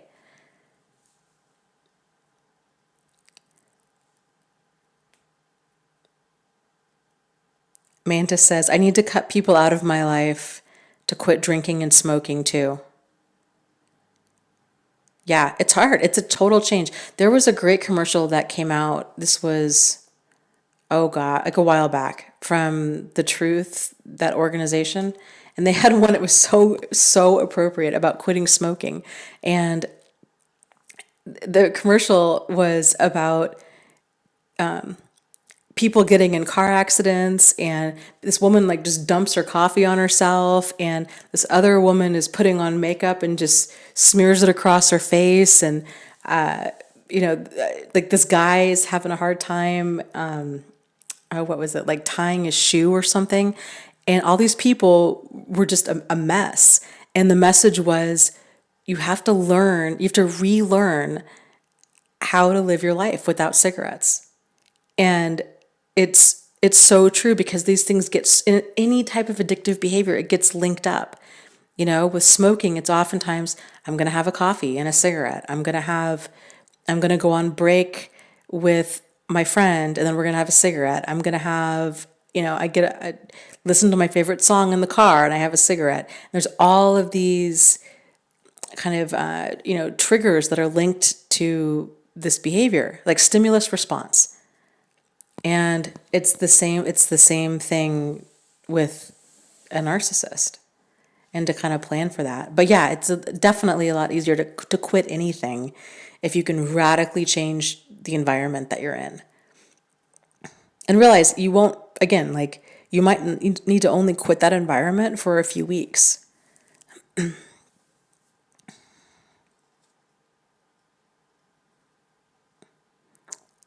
Tanitria is saying, yeah, Dana has said that most of us will meet more than one narcissist in our life. Yeah. I mean, they're out there. They're out there. There's problematic people out there. And here's the thing with this too. So this is another thing that I see people, myself included, have gotten caught up with. Where after they discover the concept of narcissism, and I think it's that initial aha moment of realizing that not everybody is like us. You know, we all tend to kind of go through life thinking that most people are inherently good. Most people are like us. And because we are our own baseline for normal. And it doesn't compute when we meet somebody that is so radically different from us. And so we just kind of keep thinking, if I can just somehow get through to them, then they'll be more normal, and then they'll somehow have the ability to communicate and be open and be kind of what have you, and be kind of more aligned and with what we consider normal behavior. And so it's very jarring and eye-opening when we realize, nope. In fact, there's people out there that are very different from us. They're dangerous, they're destructive, they're deadly, and they can even look like us. And that's just a very reality-shaking, eye-opening thing. And so what tends to happen is people realize, oh my goodness, like this exists, like this is actually a thing, that there's people walking this earth that look normal, that are really abnormal, and they're dangerous and destructive. I didn't know this. And so that's kind of like their first point of awareness and waking up to all of this. And then the second part is then they tend to be on the lookout. They're trying to differentiate between, is this person a narcissist, or do they have like quote unquote normal bad behavior? And they struggle with kind of figuring out, what am I experiencing? And this is one of the reasons I encourage people, to not get caught up in the label and the word of narcissist, but look at the behavior. If it's toxic behavior, if it's a problem for you, then it's a problem. And that's all that at the end of the day, that's all that matters. And because this is what it's all about. It's like it's knowing yourself well enough to know what you want and what you don't want in your life, and to be able to walk away from things that don't work for you. People, friends, family, jobs, to be able to be like, this is toxic for me. I need to distance myself from this stuff. And whatever that might look like for you. So it's important that we see, because there's very few, there's lots of people in the world that are like your people, right? But as a general rule of thumb, once you really get to know yourself, you're going to find that it's kind of hard to meet. You're not going to get along with a lot of people. Like, you might enjoy them to some extent and be pleasant and polite, but like to truly find like your people, it's going to take some doing. But the good news is, like, once you get really clear on who you are, then you're sending out a very strong signal about, this is who I am, this is what I'm about, this is what I like, this is what I don't like. There's no confusion there. And like the clearer, then you'll be like a lighthouse that just has like this beam of light, and you're just sending out this signal, and your people are going to pick up on that signal. Yes, problematic people are going to pick up on that too, because they're just out there. But if you have a solid enough sense of self that you're going to walk away from whatever's not working for you, it doesn't matter. You'll end up walking away from them much sooner. it won't even be a thing in time. At first it can be really rattling. Like, oh my goodness, I feel like I'm attracting I'm attracting every narcissistic person in like 100-mile radius. Like, this is what is going on. And it can be very overwhelming and make a person want to just hide in the house. That's very normal. But what's really going on is that you're waking up to problematic behavior. It's always been going on in your life.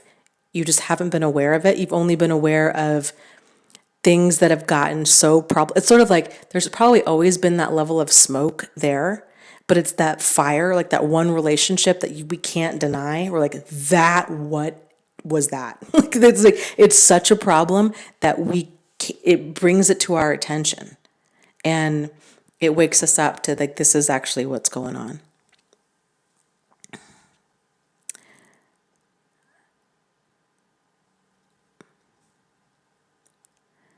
Okay, let's see. And there's a lot of, strength and power there. Because I get it. Some people, myself included, are so terrified of this ever happening to them again.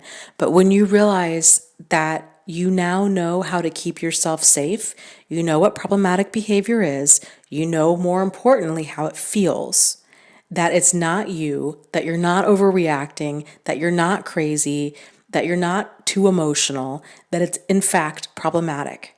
And you're at the place where you can put your wants and needs at the forefront. You realize that your opinions, your thoughts, your feelings, they do matter.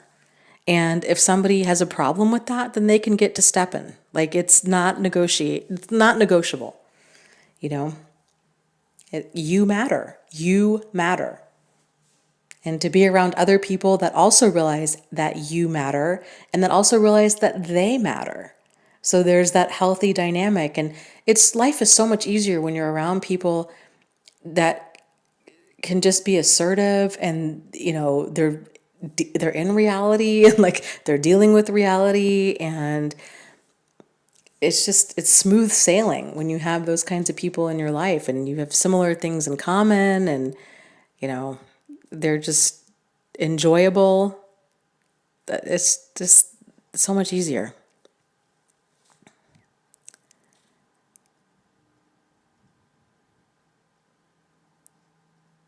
Yeah.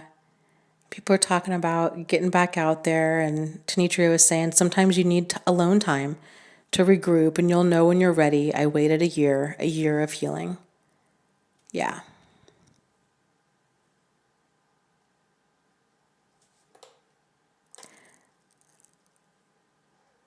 Okay, and people are talking about feelings of hypervigilance and how that's usually a part of PTSD.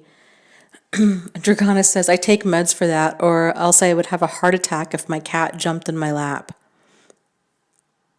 Yes. I don't take meds for that. I probably should. It's, oh gosh. I felt like I almost had a heart attack today. There's all these kids that are lighting firecrackers, and they set some off. I really felt like my heart stopped. It scared me so bad. I am so jumpy. I can't see horror movies in the theater. And people always think that I'm joking about, and I don't really like horror movies anyhow, because it bothers me at a really core level that I have a hard time shaking off. But any type of jumpy kind of movie, I can't see in a theater. I have dumped my drink on people. I have dumped popcorn on people. I scream. It's embarrassing. So yeah, like that kind of knee-jerk reaction to stuff is awful. But a lot of people struggle with hypervigilance as far as like with other people. And that's very normal at first. It's normal. If a person hurts you and there's nothing that you can really pinpoint about why that happened, because again, your brain is looking for what happened and what can I do differently to prevent this from happening.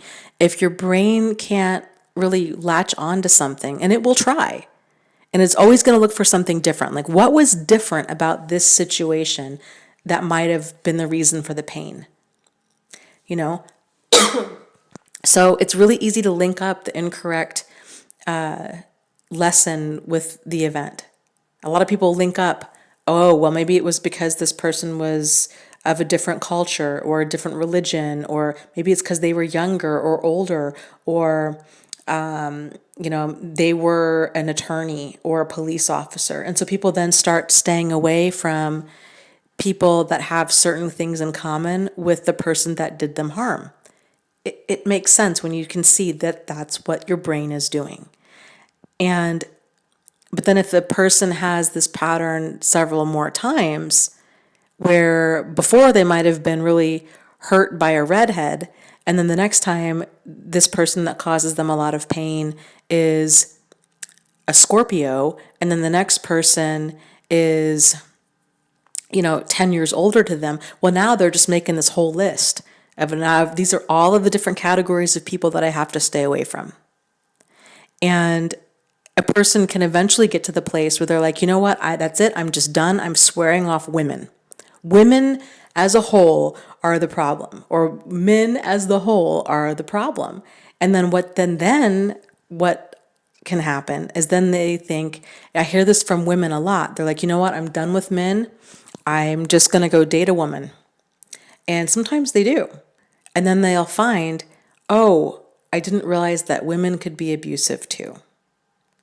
Because it's not, that abuse is so, it's like swinging at a ghost. If you don't know what exactly it is that's causing the pain, if you're not able to pinpoint, it's that problematic behavior is the problem, and it comes in all different shapes and sizes, then you're swinging at ghosts, trying to keep yourself safe. And then that can make a person to just not want to leave the house, because they're like, I don't know how to keep myself safe.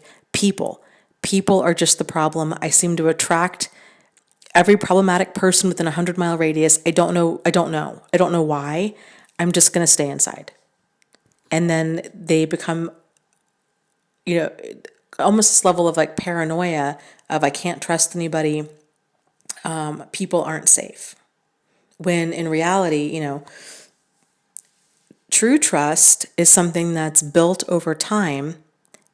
Here's what a lot of us do. A lot of us, because we tend to think that other people are like us. And if we are a decent, kind, compassionate, honest, trustworthy person, we think other people are like that too. And so our level of like trusting people tends to be moving, taking people at face value and really having our guard completely down. And that's a problem. So it's okay and healthy to have a healthy degree of skepticism when you're meeting strangers. It's okay to kind of keep that personal and emotional distance from somebody, and to kind of keep conversation light and pleasant, and maybe talk about, their vacation, or their, what kind of pet they have or you have, or what have you, kind of keeping things surface and slowly getting to know this other person, so you can determine how do I feel? How do I feel about this person? Are they kind of my kind of people? And then the more time goes on and the more you start feeling like, I feel like this person's safe, you just kind of keep moving forward at a pace that you're comfortable with. And then that's how appropriate trust is built. And then you don't get burned. You might get disappointed because that person might not be everything that you thought that they were, but it's not the level of devastation that it has been in the past. Yes, I love that. Maria says, I hate the saying, you attract people into your life. No, you maintain people in your life. We are free to release anyone from our inner circle at any time. Bingo!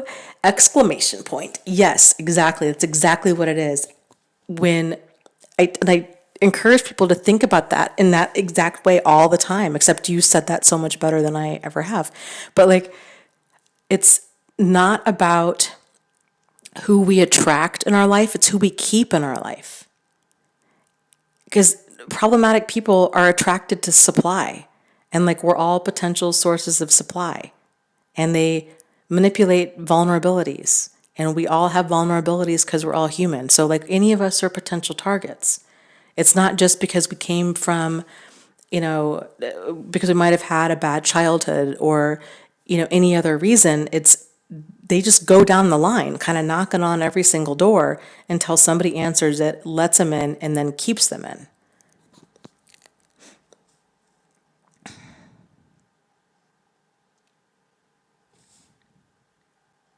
Maria says, Peter, I should watch more comedies, probably good for my soul, but I love me a good horror film.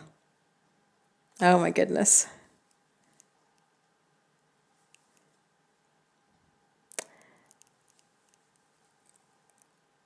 Mantis says, at this point, I'm agnostic and moderately sure that I'm just food for worms. I will rot and my life will have had no meaning, as all people will eventually die. Okay, so here's my thought on this. It's because we all eventually die that gives our life meaning. If we all lived forever, then there would be no motivation. We would be like, oh, you know what? I'll do that in the next 1,000 years. There would be no motivation to actually do anything. So I think that's kind of the beauty in having this expiration date. And it's frankly, time is the great equalizer, as is death. Like we all only have 24 hours in a day. We all eventually will die. So make it count. And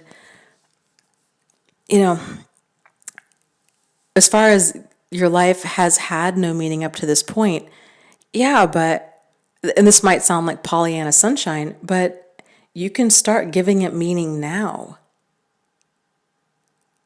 It's not too late. It's not too late. So it's more of a question of, I think, figuring out what does that look like to you? What do you want your life to be about? And that answer is different for every single person.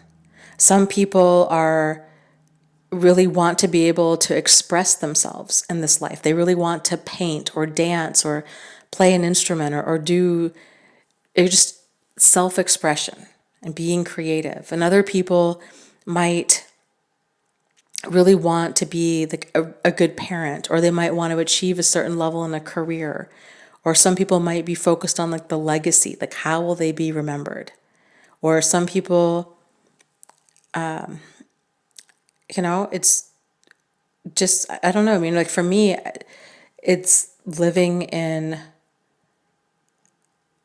it's just being I don't know, being a good person to other people. I guess it feels good. It just feels good to be good. It's kind of what it boils down to, but it's whatever juices you. It doesn't have to be this huge overarching thing.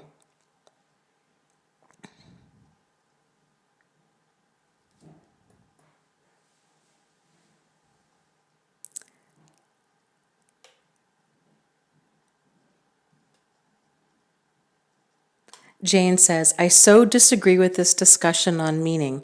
I'm a Christian and I believe your meaning can have meaning here and in heaven because you're loved by God and because what you do matters in heaven too. Yeah, I think there's lots of, and I think there's a lot of different ways that you can look at this and that you can give your life meaning. I think that we're all here for a purpose and that our lives do have meaning. It's however that you're feeling pulled to express that. It's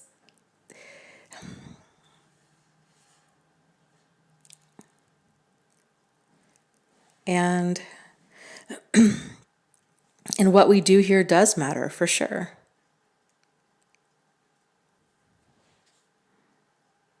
I don't consider myself Christian, but I definitely consider myself to have a deep relationship with God.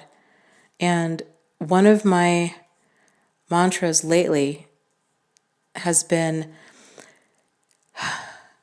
when I feel overwhelmed, well, just kind of in general, but especially when I feel overwhelmed, is like, dear God, please work in me and on me and through me.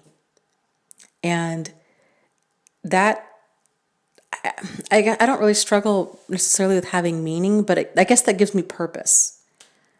Dear God, please work in me and on me and through me. Put me to work. And pay attention. Pay attention to what you're feeling pulled to do. Because again, everybody's being pulled in a different direction.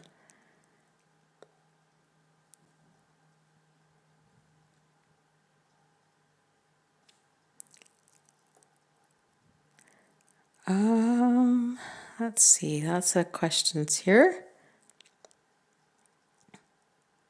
Yeah, Missouri Cowboy says, to get past the pain or sadness, I reframed the narcissist is already dead. I can do nothing to change it. There currently is no cure. I think that can be very helpful. A lot of people have done that. I did something similar too. If you've seen the movie Pet Sematary, where it's a Stephen King movie for those of you that like horror. This family has a little darling little boy, and there's this pet cemetery that's like an Indian burial ground, but the ground is they call it sour. Like the ground is sour. Whatever you don't bury anything there, because what comes back is not what you buried. And first, I think it's like their cat that dies. They bury it there, but the cat comes back and the cat is just mean and vicious. Then the little boy dies and they bury the little boy in the cemetery. And this like evil little kid comes back and they realize that this child looks like their son and it talks like him, but it's not him. Like what came back is just evil. And so for me, I gave the narcissist the name in my phone. I called him Pet Cemetery. So whenever, if he would call or text or whatever, so I would remember that Dana, this is not real. What you had died. What has come back and keeps coming back is not what you thought it was. Like, this is not real. This person is evil, and this is not for you. And then also with that too, when you're thinking that, okay, what you had is dead and gone, there is a mourning period for that. And that's healthy and that's appropriate. It's grieving a huge loss. And it's a weird place to be at because you're grieving somebody that's still alive, but in many ways, it's not who you knew. Like, you're having to grieve the death of somebody who's still alive. It's a very strange place to be. And oftentimes other people don't understand that. It just, healing, understanding what happened and putting the pieces together and healing from it takes time.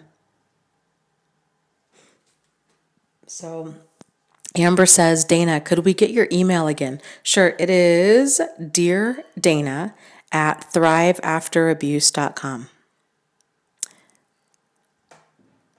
Some people have been having issues with it. That it's on my list of things to address like next week. I've got to figure that out. So if an email bounces, let me know on like the live stream. But I'm going to be working on that. Dina says, that's a good way to think of it, to grieve the man I thought he was. Thank you. You're welcome. Yeah, a lot of people, this can help a person too, is when they're struggling with these feelings, and a lot of people will think to themselves, I still love this person.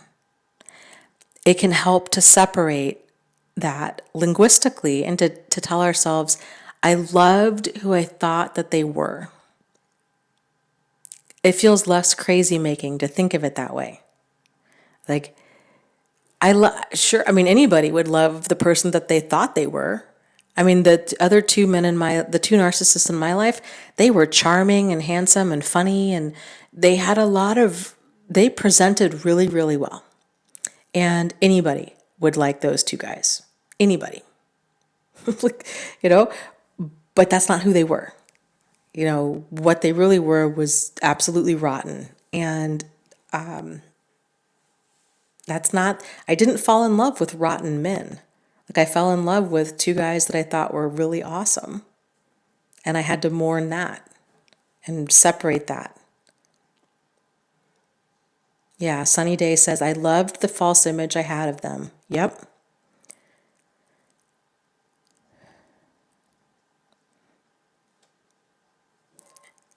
My research says I felt intense sadness or numbness. I felt angry sometimes, but it wasn't intense and it didn't last long. I don't know if it is necessary or not. I am over him, but I am not fully recovered.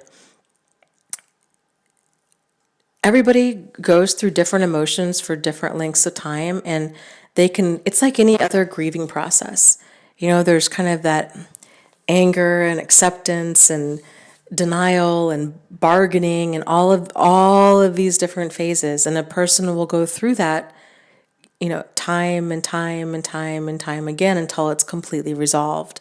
And so you might find that you don't have certain feelings for a long stretch of time, and then they might come back with really strong, or they might come back a little bit, or maybe they don't come back at all.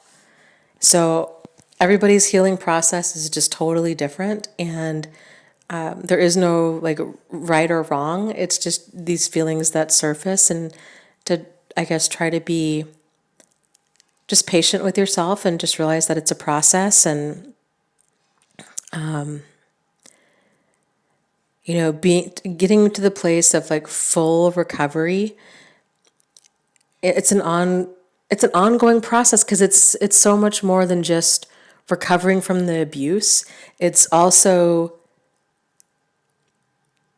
of like Alice in Wonderland, right? Like, if Alice were, like, to follow that white rabbit down that rabbit hole, except she got beat up emotionally before she fell down the rabbit hole. So then she was like trying to recover from all of this trauma, fell down the rabbit hole into this whole other world, and is trying to comprehend this whole other world while at the same time trying to heal from what happened to her before she fell down the rabbit hole, if that makes any sense. It's a lot. Like, it's a lot to comprehend and handle all at once. So there's kind of the healing from the abuse, and there's also this kind of new understanding of people and of behavior and of boundaries and of self-worth and gut instinct, and all of these different components to it that play a part. I think too, with healing, a lot of people, myself included, think healing means going back to the way we were. And I think it's really important for you guys to realize that that never happens with anything. Life is all about, but this doesn't have to be a negative thing. It doesn't have to be a bad thing. Life is all about growth. It's all about forward motion. So we go through these events and they cause us pain.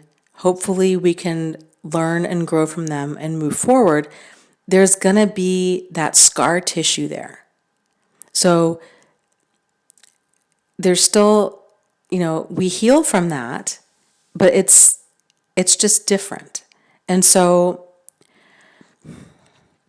I think kind of realizing, okay, so I have to kind of figure out this new reality and this kind of new way of being. It doesn't, Maya Angelou once said something along the lines of, kind of something like, I won't be reduced, like the circumstances come what they may, I won't be reduced by them. I'm not going to be reduced by what happens to me. And I think that's really powerful to just realize we can make of it whatever we want to make of it, and we can use it towards our highest and greatest good, and that there might be some stuff, residuals, like we were talking about earlier with trusting people. That was something I struggled with for years, And it didn't dawn on me for like the longest time that I was never going to go, nor should I go back to the old me, which just blindly trusted people and would emotionally just engage in these like really, just everything would move way too fast with friends, with men. And I I felt really upset that I'm like, this part of me is gone. Like this innocent, trusting, kind of endlessly loving part of me was gone. But then I realized that part of me kind of needed to be pulled back a little bit because it wasn't healthy to begin with. And so, yeah, I probably am a lot more maybe suspicious or guarded than most people, but I feel like it's appropriate. Like I feel like I know what's out there now. So healing is just going to be different.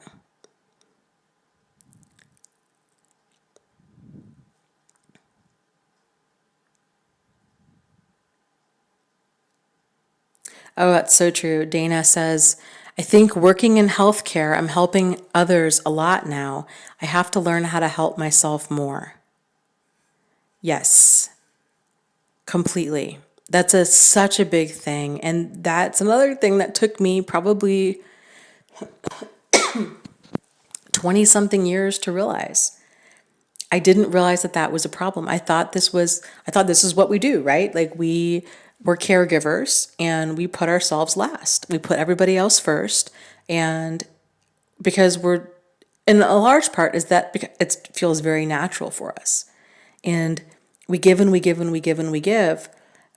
And then we have this kind of compassion fatigue where we just burn out, or we get sick and we just shut down. And it can be it can be really challenging, especially if you're around other caregivers who also have this mentality of everybody else comes first. I remember when I was in nursing school, I was literally taught this. Like I was literally taught your life is going to be all about other people. You may not get to eat. You may not get to go to the bathroom. You may not get breaks. You may be stuck there for, 20 something hours on end.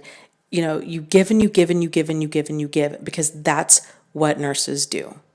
And you take a bunch of flack from doctors and from patients, and it's a thankless profession. Like that was, like I remember thinking like, oh my goodness, what am I signing up for?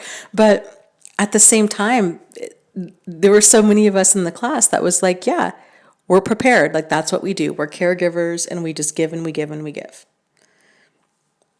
So it's really important for us, making yourself a priority. It's not selfish. It's healthy. It's healthy because the more that you give to yourself, the more that you're able to give to other people. Yeah. Banaz says, I hate the abuse, but I love the learning process because I'm learning and growing with this awareness every day. Oh, it is. It's such an amazing, wild journey into ourselves and into self-awareness, and a journey probably that most of us wouldn't have even realized was an option or that we needed otherwise. So there's so much good that we can squeeze out of this.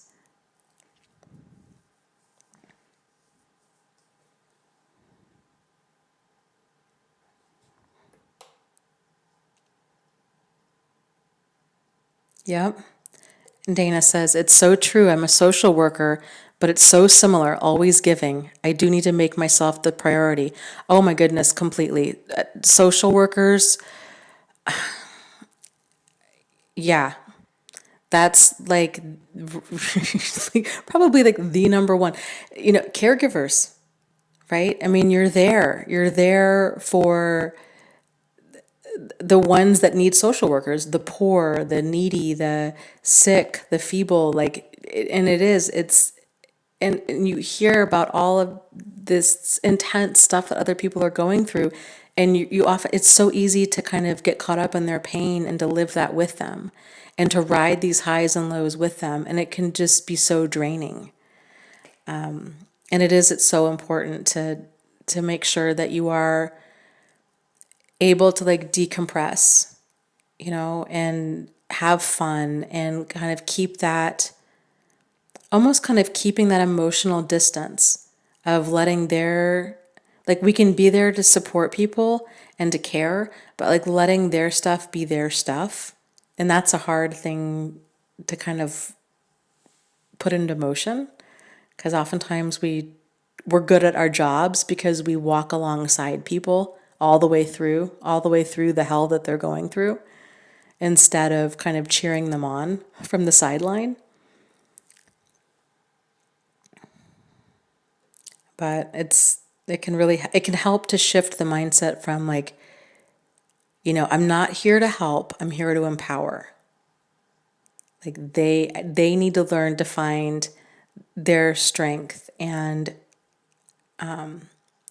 you know and like that's the gift, is like letting them know that they can do this, and that we're here cheering for them.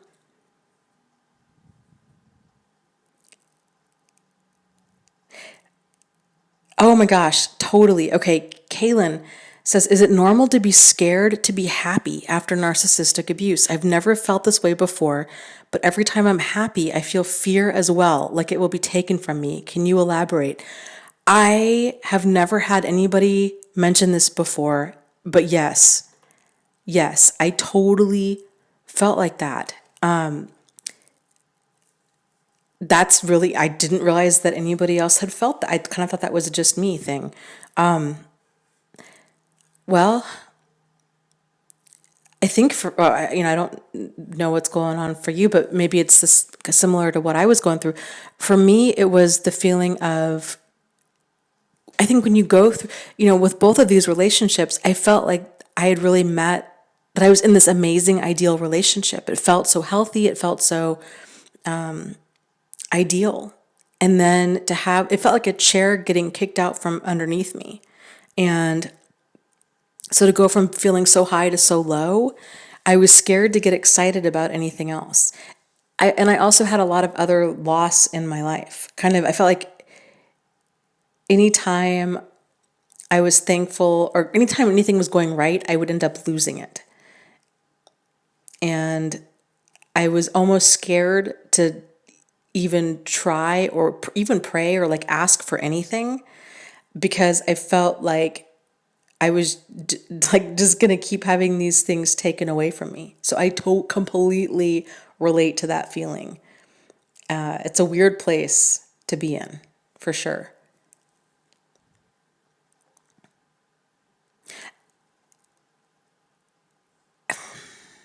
I think what can help though with that is to realize that,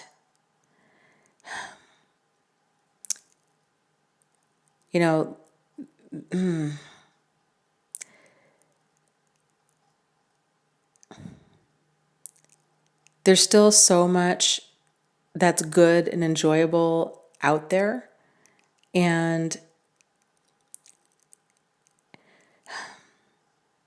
I don't know. I mean, I guess for me, there was almost kind of this peace in detaching from things. Because I think that I really really got involved in a lot of like spirituality and kind of Buddhism and all of this during this time. And so I have kind of this weird, like I believe in God and like a higher power, but my kind of belief structure is more like Buddhism based.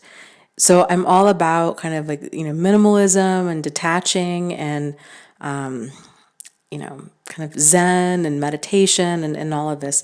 So for me, the concept of like living in the now and detaching from other things gave me a lot of peace, because I was able to realize, like, there's a saying in Buddhism that it's basically it's like relax, everything is on fire. And it's this concept of it's all, it's already all gone. You know, everything is fleeting. And we set ourselves up for suffering when we kind of cling to things. Clinging and craving sets us up for suffering. So clinging to youth, clinging to other people, clinging to, you know, like needing certain furniture or a certain amount of money or certain people in our life or a job or what have you, because any of that can be taken at any given moment. And like we were talking about earlier, kind of the because we all know that, you know, death is inevitable and nothing lasts forever. There's kind of this sense of peace in knowing that we need to appreciate what we have now because it might not be here. And there's, I don't know, there's just, for me, there's just a certain amount of peace in that, just fully being present with what's going on right now and knowing that it will eventually go away and that's okay. That's part of it. That's how it's supposed to be. And to not cling to the way things were or the way things should be, but to just be, to embrace what is and to just have full appreciation for anything that, you know, that we enjoy in this moment. And then just kind of like let that go. There's for me there's so much peace in that. So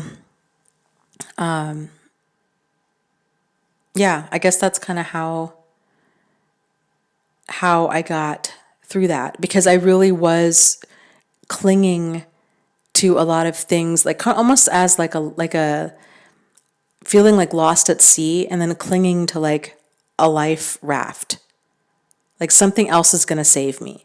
Like I need this relationship or this friend or this job or what have you. And then realizing, I mean, I just went through so much loss all in this short amount of time in my life that I felt like I have nothing else to lose. And that was when I just kind of realized like certain things just are not important. Like nothing is worth your health, you know, and nothing is worth stress and worry. And, you know, you kind of do what you can and let the rest go, kind of a thing. And it just really reframed my understanding and relationship with everything, with money, with stuff, with friends, with significant others, with my family. Yeah.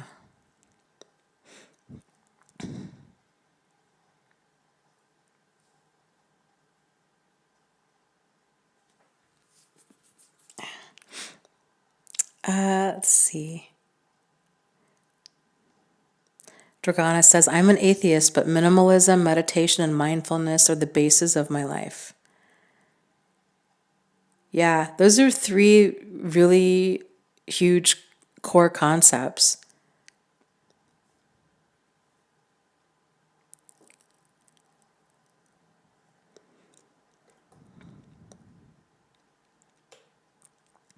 Let's see, let me scroll up here. Yep, Lou says, if you have to question something that seems abnormal, it's probably because it's abnormal. I would say that's a red flag. Yeah.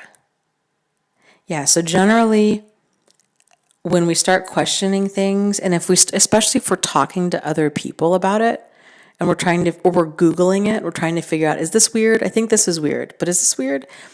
When we're at that place, it's generally, we're confused, we're experiencing confusion because we know that there's a problem, but we wish there wasn't. That's where that confusion is coming from. And so we're seeking out answers in order to kind of reaffirm that this is in fact like not a problem. Generally, that's what's going on most of the time. Because most people, we don't experience confusion like when we have clarity, right? So like if there's something that's off, it's because there's something that's off.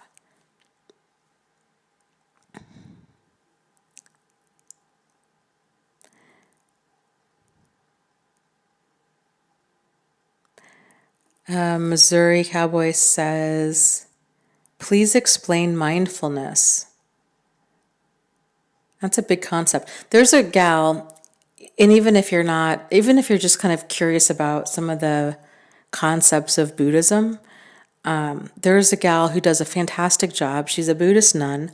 Her name is Mindy, and her channel is called The Enthusiastic Buddhist. And she is fantastic. She explains kind of, the Eightfold Path and the Four Noble Truths and mindfulness and kind of these, kind of what is Buddhism and who is Buddha and what, what is this kind of, the different beliefs. And,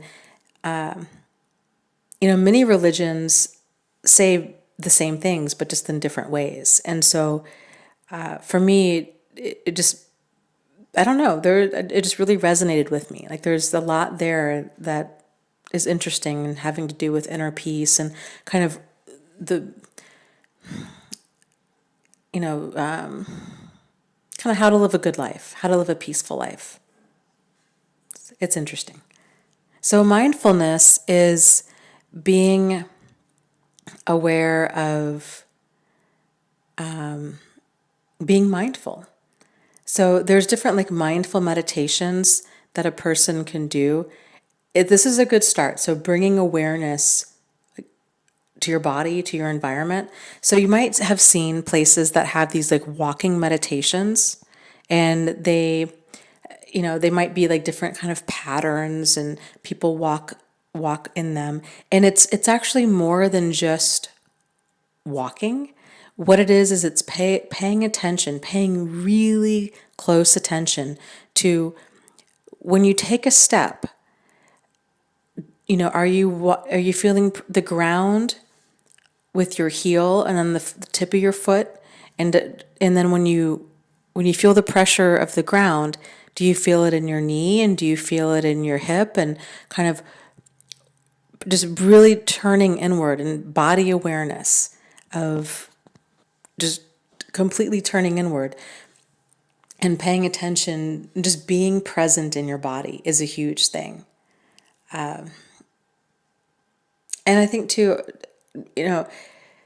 bringing awareness to as much of our behavior as we possibly can. It definitely helps to start with little things like that, like walking, but even doing the dishes can be kind of this little mini meditation where, you're paying attention to how does it feel to like lather up the soap, and how does it feel to have the water run over your hands, and what does the soap feel like, and what does the water feel like, and how do you feel right now with washing this dish, and just being fully present with the water and the soap and the dish and the sponge, and just falling in love with the present moment is kind of, I don't know, these little mini meditations, I guess. So Della, thank you. My goodness, says, did a donation through Super Chat. Says, Dana, thank you for who you are and what you do. You're a lighthouse for so many. World Narcissistic Abuse Awareness Day, 2017. You're a lifesaver. Thank you so much. Oh my goodness. You are so welcome. And I'm just like, I'm continually blown away that I can, I'm reaching people and that it actually makes a difference. Like it's like, I just would have never thought this in a million years. So I'm really glad that the stuff that I went through is able to help others. Is awesome. And thank you guys too for everything that you do for each other. Like it just makes my heart smile seeing the support from people in the support groups and in the chat, and just all of it it's just awesome to see that level of compassion and caring from total strangers from around the world. Like it's just cool.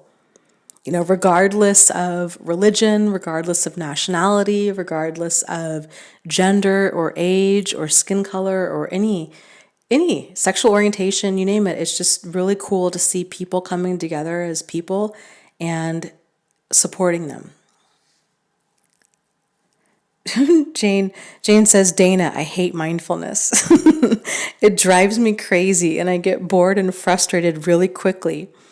Any suggestions? Okay, so here's a secret.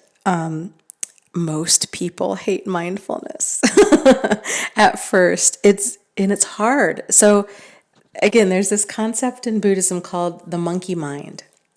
And it's our mind.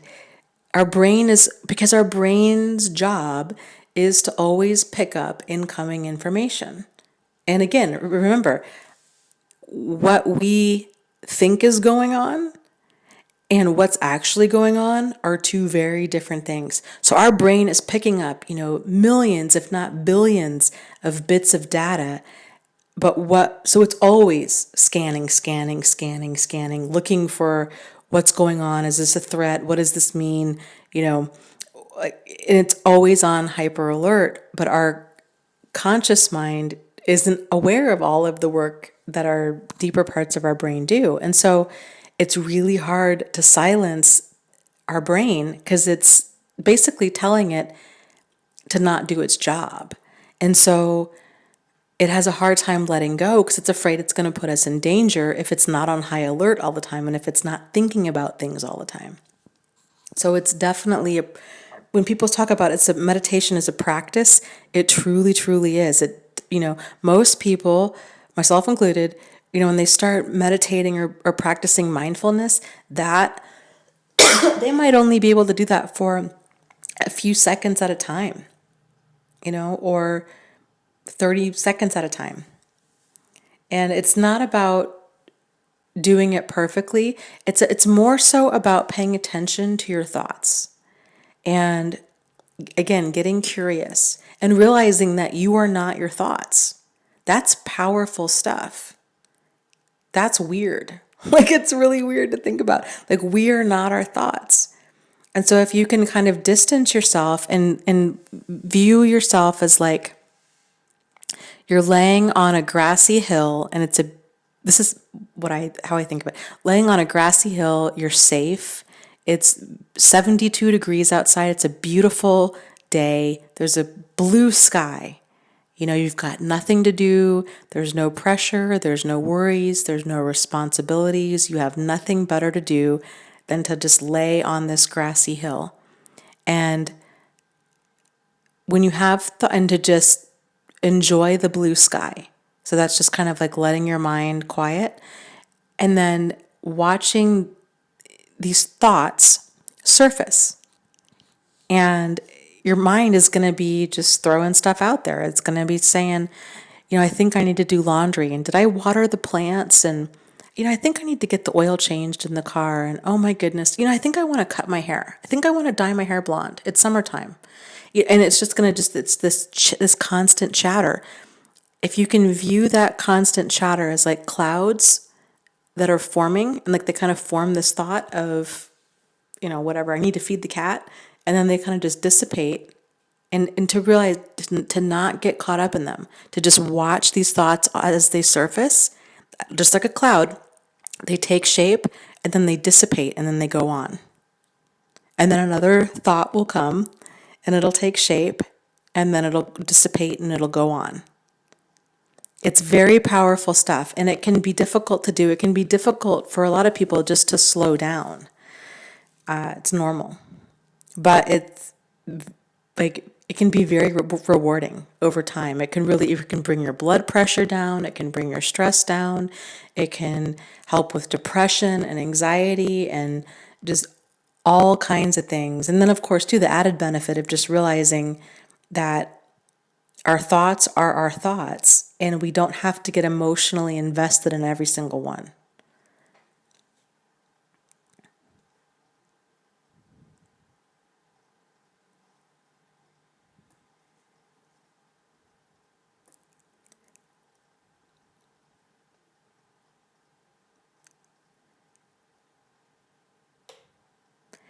And Mike, Missouri Cowboy is talking about the tapping therapy, which is called EFT. He says, I will try that to calm back down after an exaggerated startle response. Right now, I just do the breathing.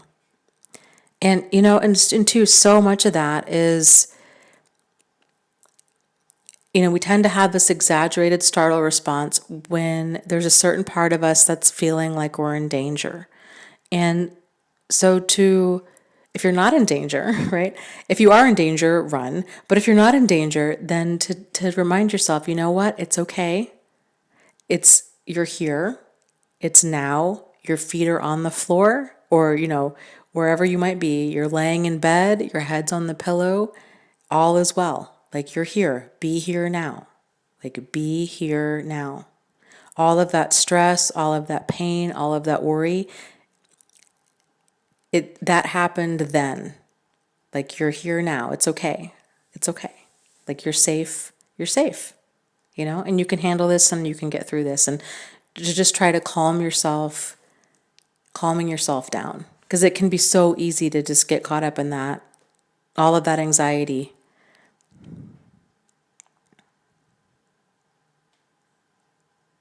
Tanitria, I agree. Says that she does a lot of deep breathing due to panic attacks, and prayer also helps. Yeah, I'm a big fan of gratitude too. I find that, like the other gal was saying, like almost feeling afraid to be grateful because it might be taken away. But yeah, I do find, and I did for sure back then, that I think what it is it's hope. Prayer that you're not alone and that there is hope. And it's that connection to a higher power, that ultimate force of good, and there is so much peace that comes with that. One of the things that I used to repeat over and over and over again, and I guess it was just my kind of me digging my heels in, was making the determination of, I'm just going to always be thankful. Like, there's still so much out there to be thankful for. And even if things are taken away, there's still things to be grateful and thankful for. And it's kind of funny. So here's an example. Like with my latest move, I was wanting to move out of my place anyhow, and I loved where I lived. I lived on a really cute little lake, and I loved a lot about where I lived. And it was funny because I always gave the examples of things to be grateful for, of like a hot shower and, a washing machine and a dryer and these kinds of things. And it's so funny. In my new place, I'm living with a friend, and my bathroom upstairs didn't have a shower, and she doesn't have a washer and dryer.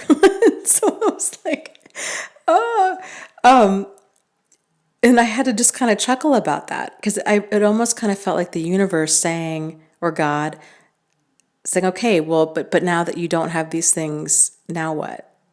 And still feeling like, but you know what? I'm still so thankful and grateful. Like, I will always find things to be thankful and grateful for. Always. But yeah, it does help. It does help to start taking time out to be grateful for the little things. It really does. It really will help calm you down. And like I'd mentioned before, there's a lot of videos out there on relaxation. YouTube is full of them. A guy by the name of Jason Stevenson is one of my favorites. He has tons of like guided meditation and, healing type videos. I did a video a while back on relaxation and affirmation for PTSD. If you've never seen that before, you might want to, I don't know, you might want to listen to it, maybe not, I don't know. Yeah, and then there's also videos on the tapping therapy on YouTube.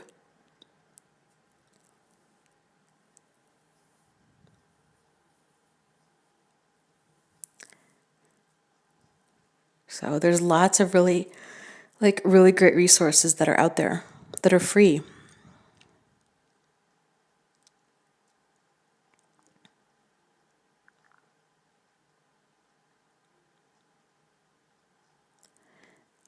Let's see. Lots of conversations going on here in the chat.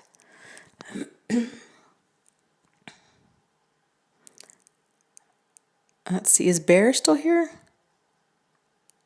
Where is he? I don't see him. Bear, if you're still here, are you still on your hike? And if so, how's it going?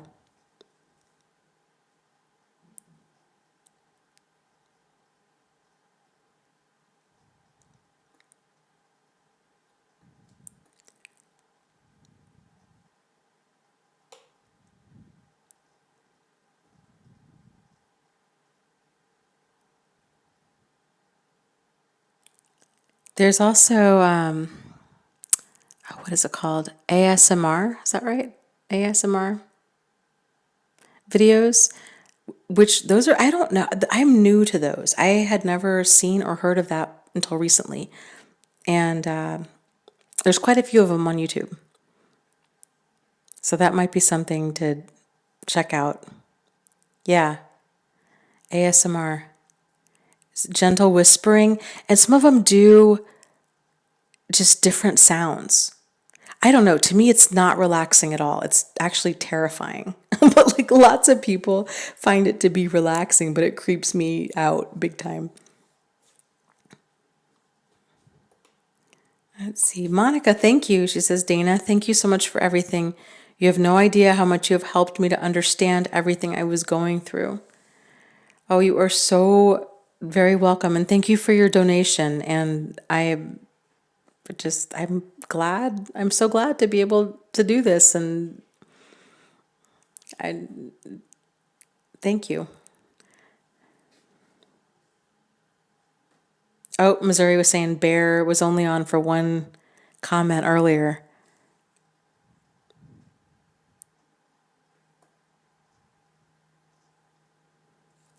Amon says, this live chat has been a form of therapy for almost like group therapy. Haha. Oh yeah, I think in many ways it is. It's so helpful hearing from, other people, like lots of other people, hearing their experiences and what they're going through now and what they were thinking and what they struggle with. It's just so validating. And it's amazing the clarity when you start hearing from all these other people of, just their experience. It's, my goodness, it just, things start clicking at like almost an exponential rate because it's, you just have the benefit of that collective experience. It's powerful, powerful stuff.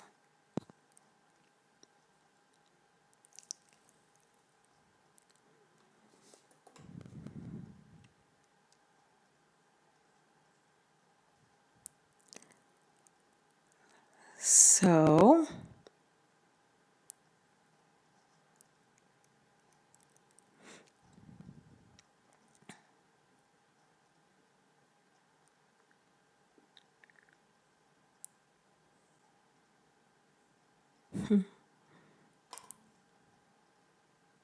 people are talking about ASMR.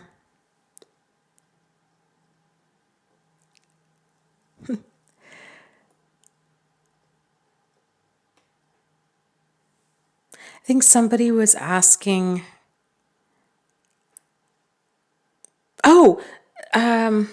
somebody had asked earlier today if we could do a little mini meditation in the group. I don't know if she's still on, but yeah, I think that would be kind of nice if we just took a few moments just for kind of sending good energy out to other people, back to ourselves, out into the world as a whole,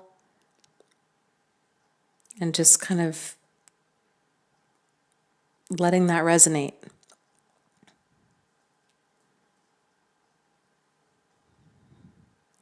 So let's do that for like a minute, okay?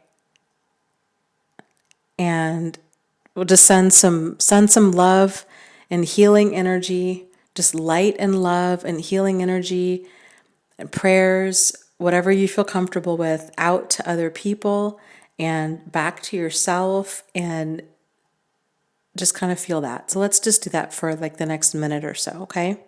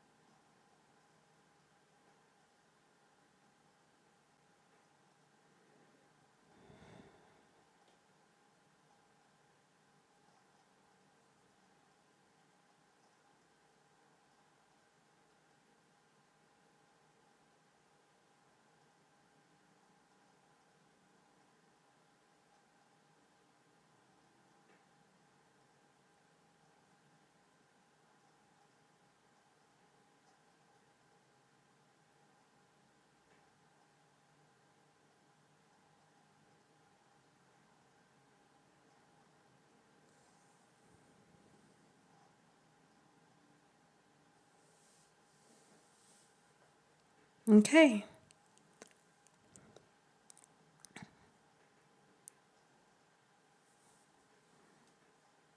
So, and I wish you guys just all of the health and healing and happiness possible.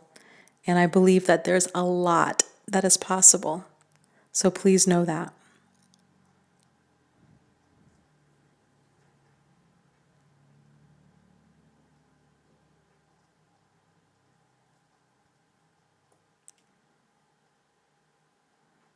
Lots of people sending love.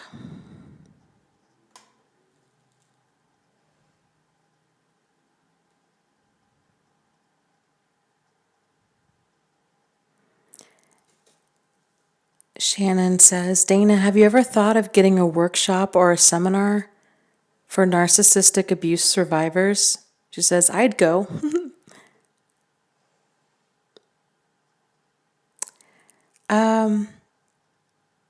I would be totally open to that. I've been approached by a couple different people.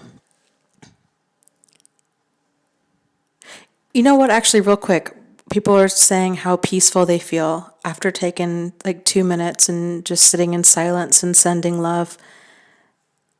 Let's make it a point to do that at the end of every live stream, because that was really nice. And that felt that felt really good. Like let's do more of that. Like that was amazing. I'm going to make a note. We're going to start doing that. I like that. So yeah, as far as the seminar goes,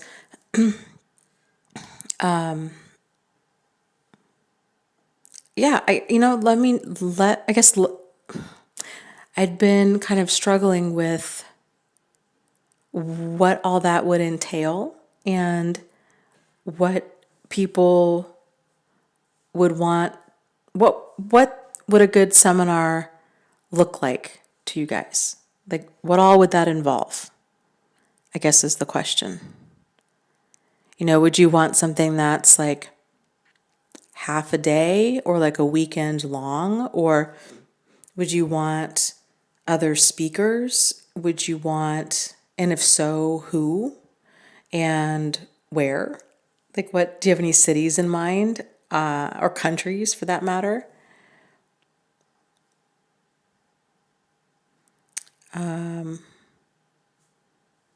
Yeah. So I guess the more, I guess you let me know, like, what would you like? And yeah, I'm totally open to it. I've never put together anything like that before. I've had a couple of people, like supposed seminar people approach me wanting, they're like, we'll put it together for you, and then you just show up, and I just, you know, kind of think, oh, I don't know how I feel about that. It's a lot of, I don't know this person, and then they're going to be potentially, I'm trusting them to rent out a room or put together something like that. That just seems a little, I don't know, going out on a limb. Yeah, Melanie Tanya Evans is amazing. I would enjoy doing a seminar with her. She's from Australia, and I've always wanted to go to Australia.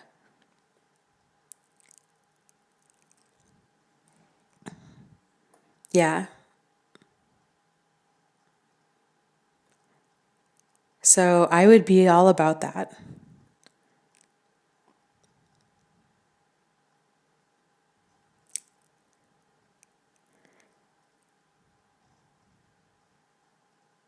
Maria says, Dana, maybe start with an online mega collaboration with Melanie, Lisa, and Richard.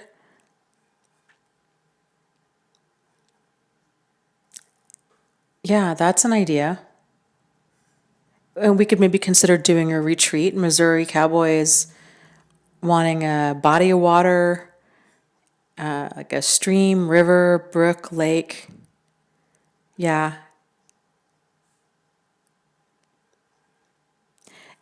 And would you like it in Meredith Wilson? Okay. Would you guys like it? What would you like us to focus on?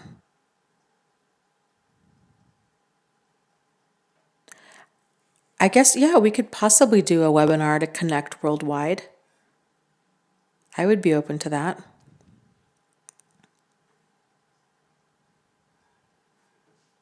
And here's the other challenge for me is Marie says, could you do a tour? I could see if I could make it happen. I'm totally open to that.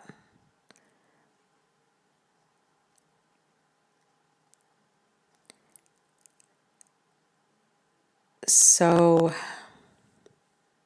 well, and so here's my thing. So I'm totally open to doing seminars. I just, and I'd have to see what other speakers, how they feel about this and how we could go about it. But I would like to be able to do some sort of like webinar, because I don't want cost to ever be a factor in people getting help. That's an important thing for me. So,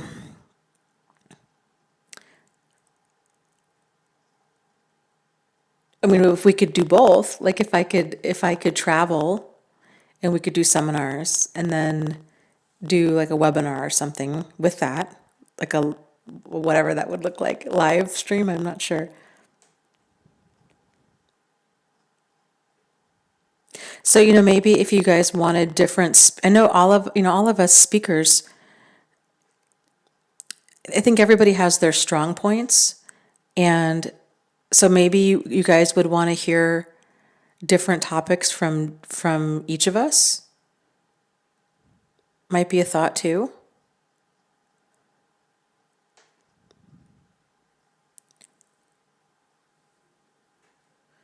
Maria's saying, I would love a focus on thriving and life tools. And Della was saying, flushing the toxicity from a narcissist out of your system. That would be a good one. Marie says, your favorite website, Meetup. Yeah, here's we would have to arrange something. Because I will tell the downside to doing what I'm doing is possible safety issues. Because I have a lot of people's exes that hate me. So that can be a little concerning for people to know like where I'm going to be.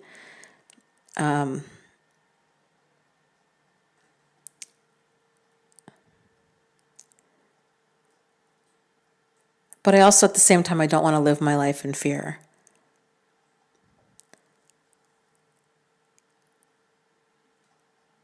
So we can figure something out. But yeah, I guess, would you want, so it sounds like you guys would want the focus of a and I guess, you know what, now that I'm thinking about it out loud, we could always do different seminars around different topics. So maybe if we did like one seminar, the focus could be thriving after abuse, and people, and if I could get different speakers in, because here's the challenge. You know, Richard is in the UK, and then Melanie is in Australia, and then I think the rest of us are here in the US. So I don't know how many, like where, if they would travel here, you know, how many tickets we would need to sell, that kind of thing. But I think that we could definitely get it figured out.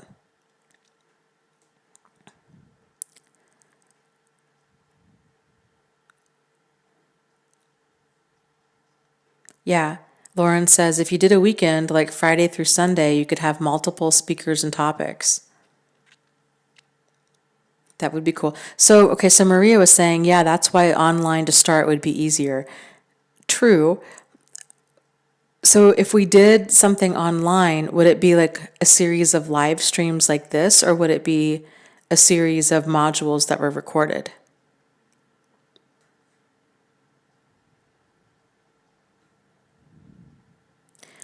Elise says, really? Oh my goodness, how low can people be? Yeah, safety is a big thing. It gave me a lot of anxiety, like tremendous amounts of anxiety when I realized that it was an issue. And I had a few, not too many, I mean, I've had a few that have been pretty scary. But then realizing, you know, when I was working at the domestic violence shelter, at any given time, we only had 14 women. And so, you know, if we're dealing with any kind of crazy exes, it felt manageable. But when my videos took off and I began reaching, you know, several million people a month, not just through YouTube, but like through Facebook and my blog and all of that combined, and realized I really felt like, oh my goodness, I'm painting a big red target on my back. And that was a terrifying feeling. So, yeah. So yeah, safety is a potential, you know, it's something I think about.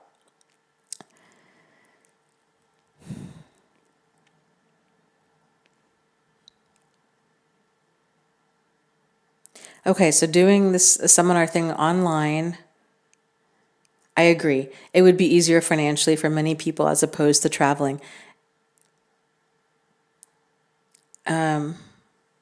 Dorado says, could one of the topics be thriving after narcissistic parents for young adults? I think we could make a list of topics and then maybe do a different series of seminars. So if we did, because how it could work, we could do like a chunk of seminars where each of us just did a series of live streams on different topics. I don't know. I'm trying to think about how this would work to actually give like kind of maximum impact to people. Yeah, that's a good idea. Google It was saying set up a survey to get topic ideas. Yeah, I could set up like a survey monkey kind of thing. And we could brainstorm and see about getting other speakers. We could just anybody that you guys want to see. Doesn't have to even necessarily be directly related to narcissistic abuse. I mean, we could find people that talk about Reiki or, you know, meditation or, you know, you name it.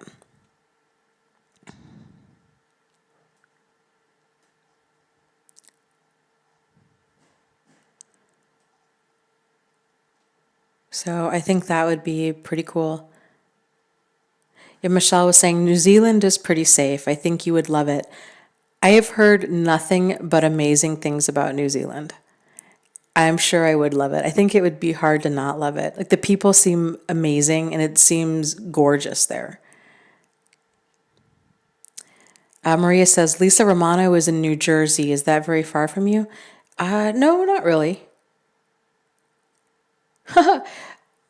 Banaz says, Matt Kahn would be great to have. I get a kick out of that guy. He would be a good to have.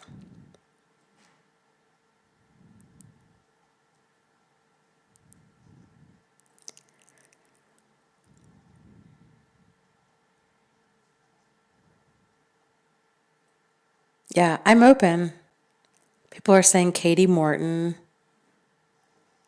I think somebody was talking about Ross Rosenberg. Yeah, there's lots of different speakers out there that we could see about gathering. Maria says Meredith, the doctor focused on codependency. Meredith. Are you thinking of Pia Melody?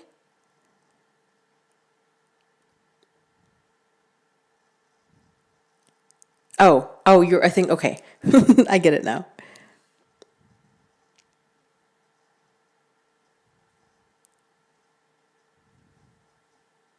Melody Beatty, okay.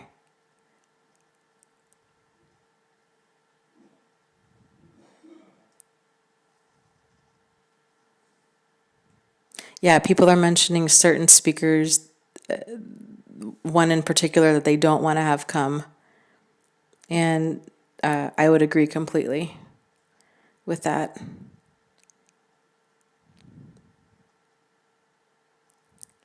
I think that particular speaker is textbook delusional narcissist.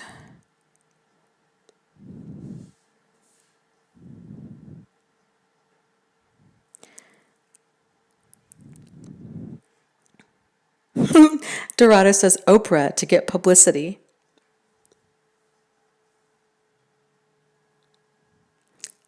Yeah, we could send an open invitation to Oprah and see if she's free.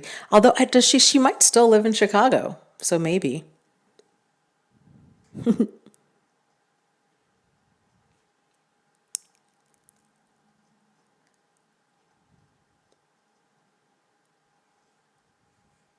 Yeah, there's lots of different speakers out there, and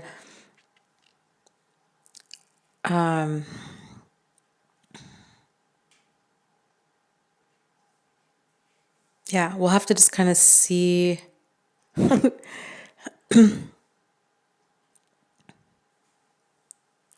when people are free, and then yeah, but let's pull something together. I would be totally open for that. I'm totally open to traveling anywhere. I think it would be fun.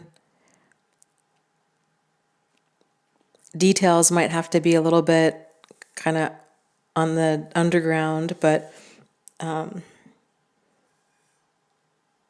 yeah, I would love to see you guys in person. I think that would be awesome.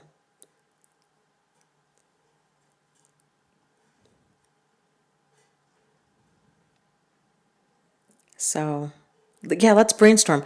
If you guys have if all of these ideas, put them in the comments below if you would be so kind when the video actually goes up on YouTube for real. And then that'll give me a better idea. That'll have them all in one place that I can refer back to. And then we can get together and put together like a poll of some kind and figure it out. I was going to say my research. No, no, no. We're not doing that. Good vibes only. Yeah, Scott says, please, no narcissists at the meeting. Yes, I agree completely. Good vibes only.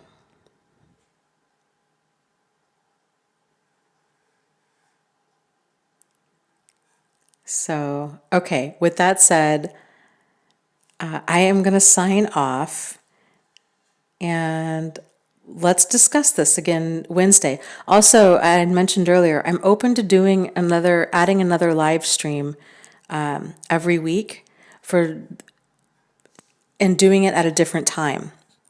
So we can keep the Wednesday one at 8:30 p.m. But for those that are in other countries this is the middle of the night for them, I was thinking it might be kind of nice to do something that's like, 7 hours earlier or like noon or 1 p.m. Eastern Standard Time ish. So I'm open. So let me know your thoughts on that. Like what days, what time, that kind of thing. And we'll see what we can do to get that ball in motion too.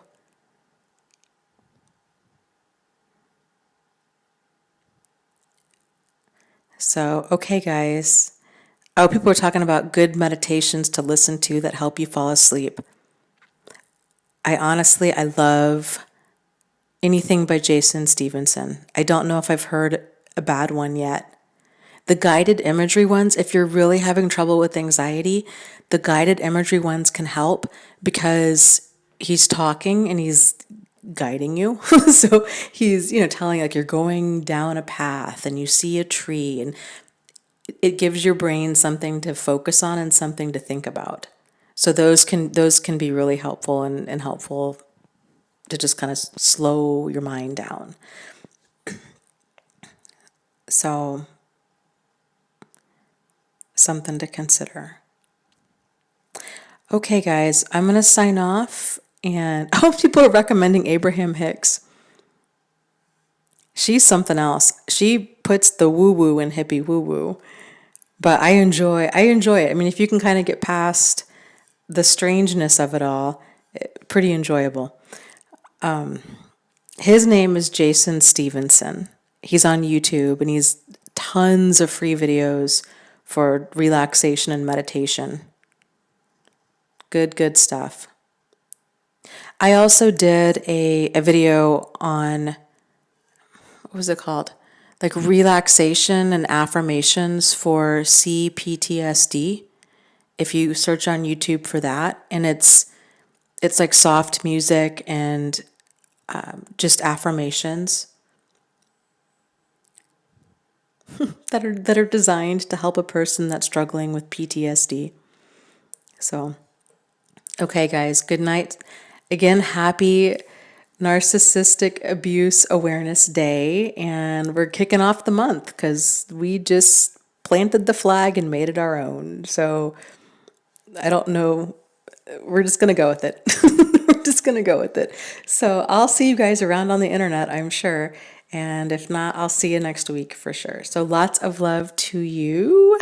You are not alone. You are not crazy, and you can heal from this. So take care. Just lots and lots and lots of love. Okay? Good night.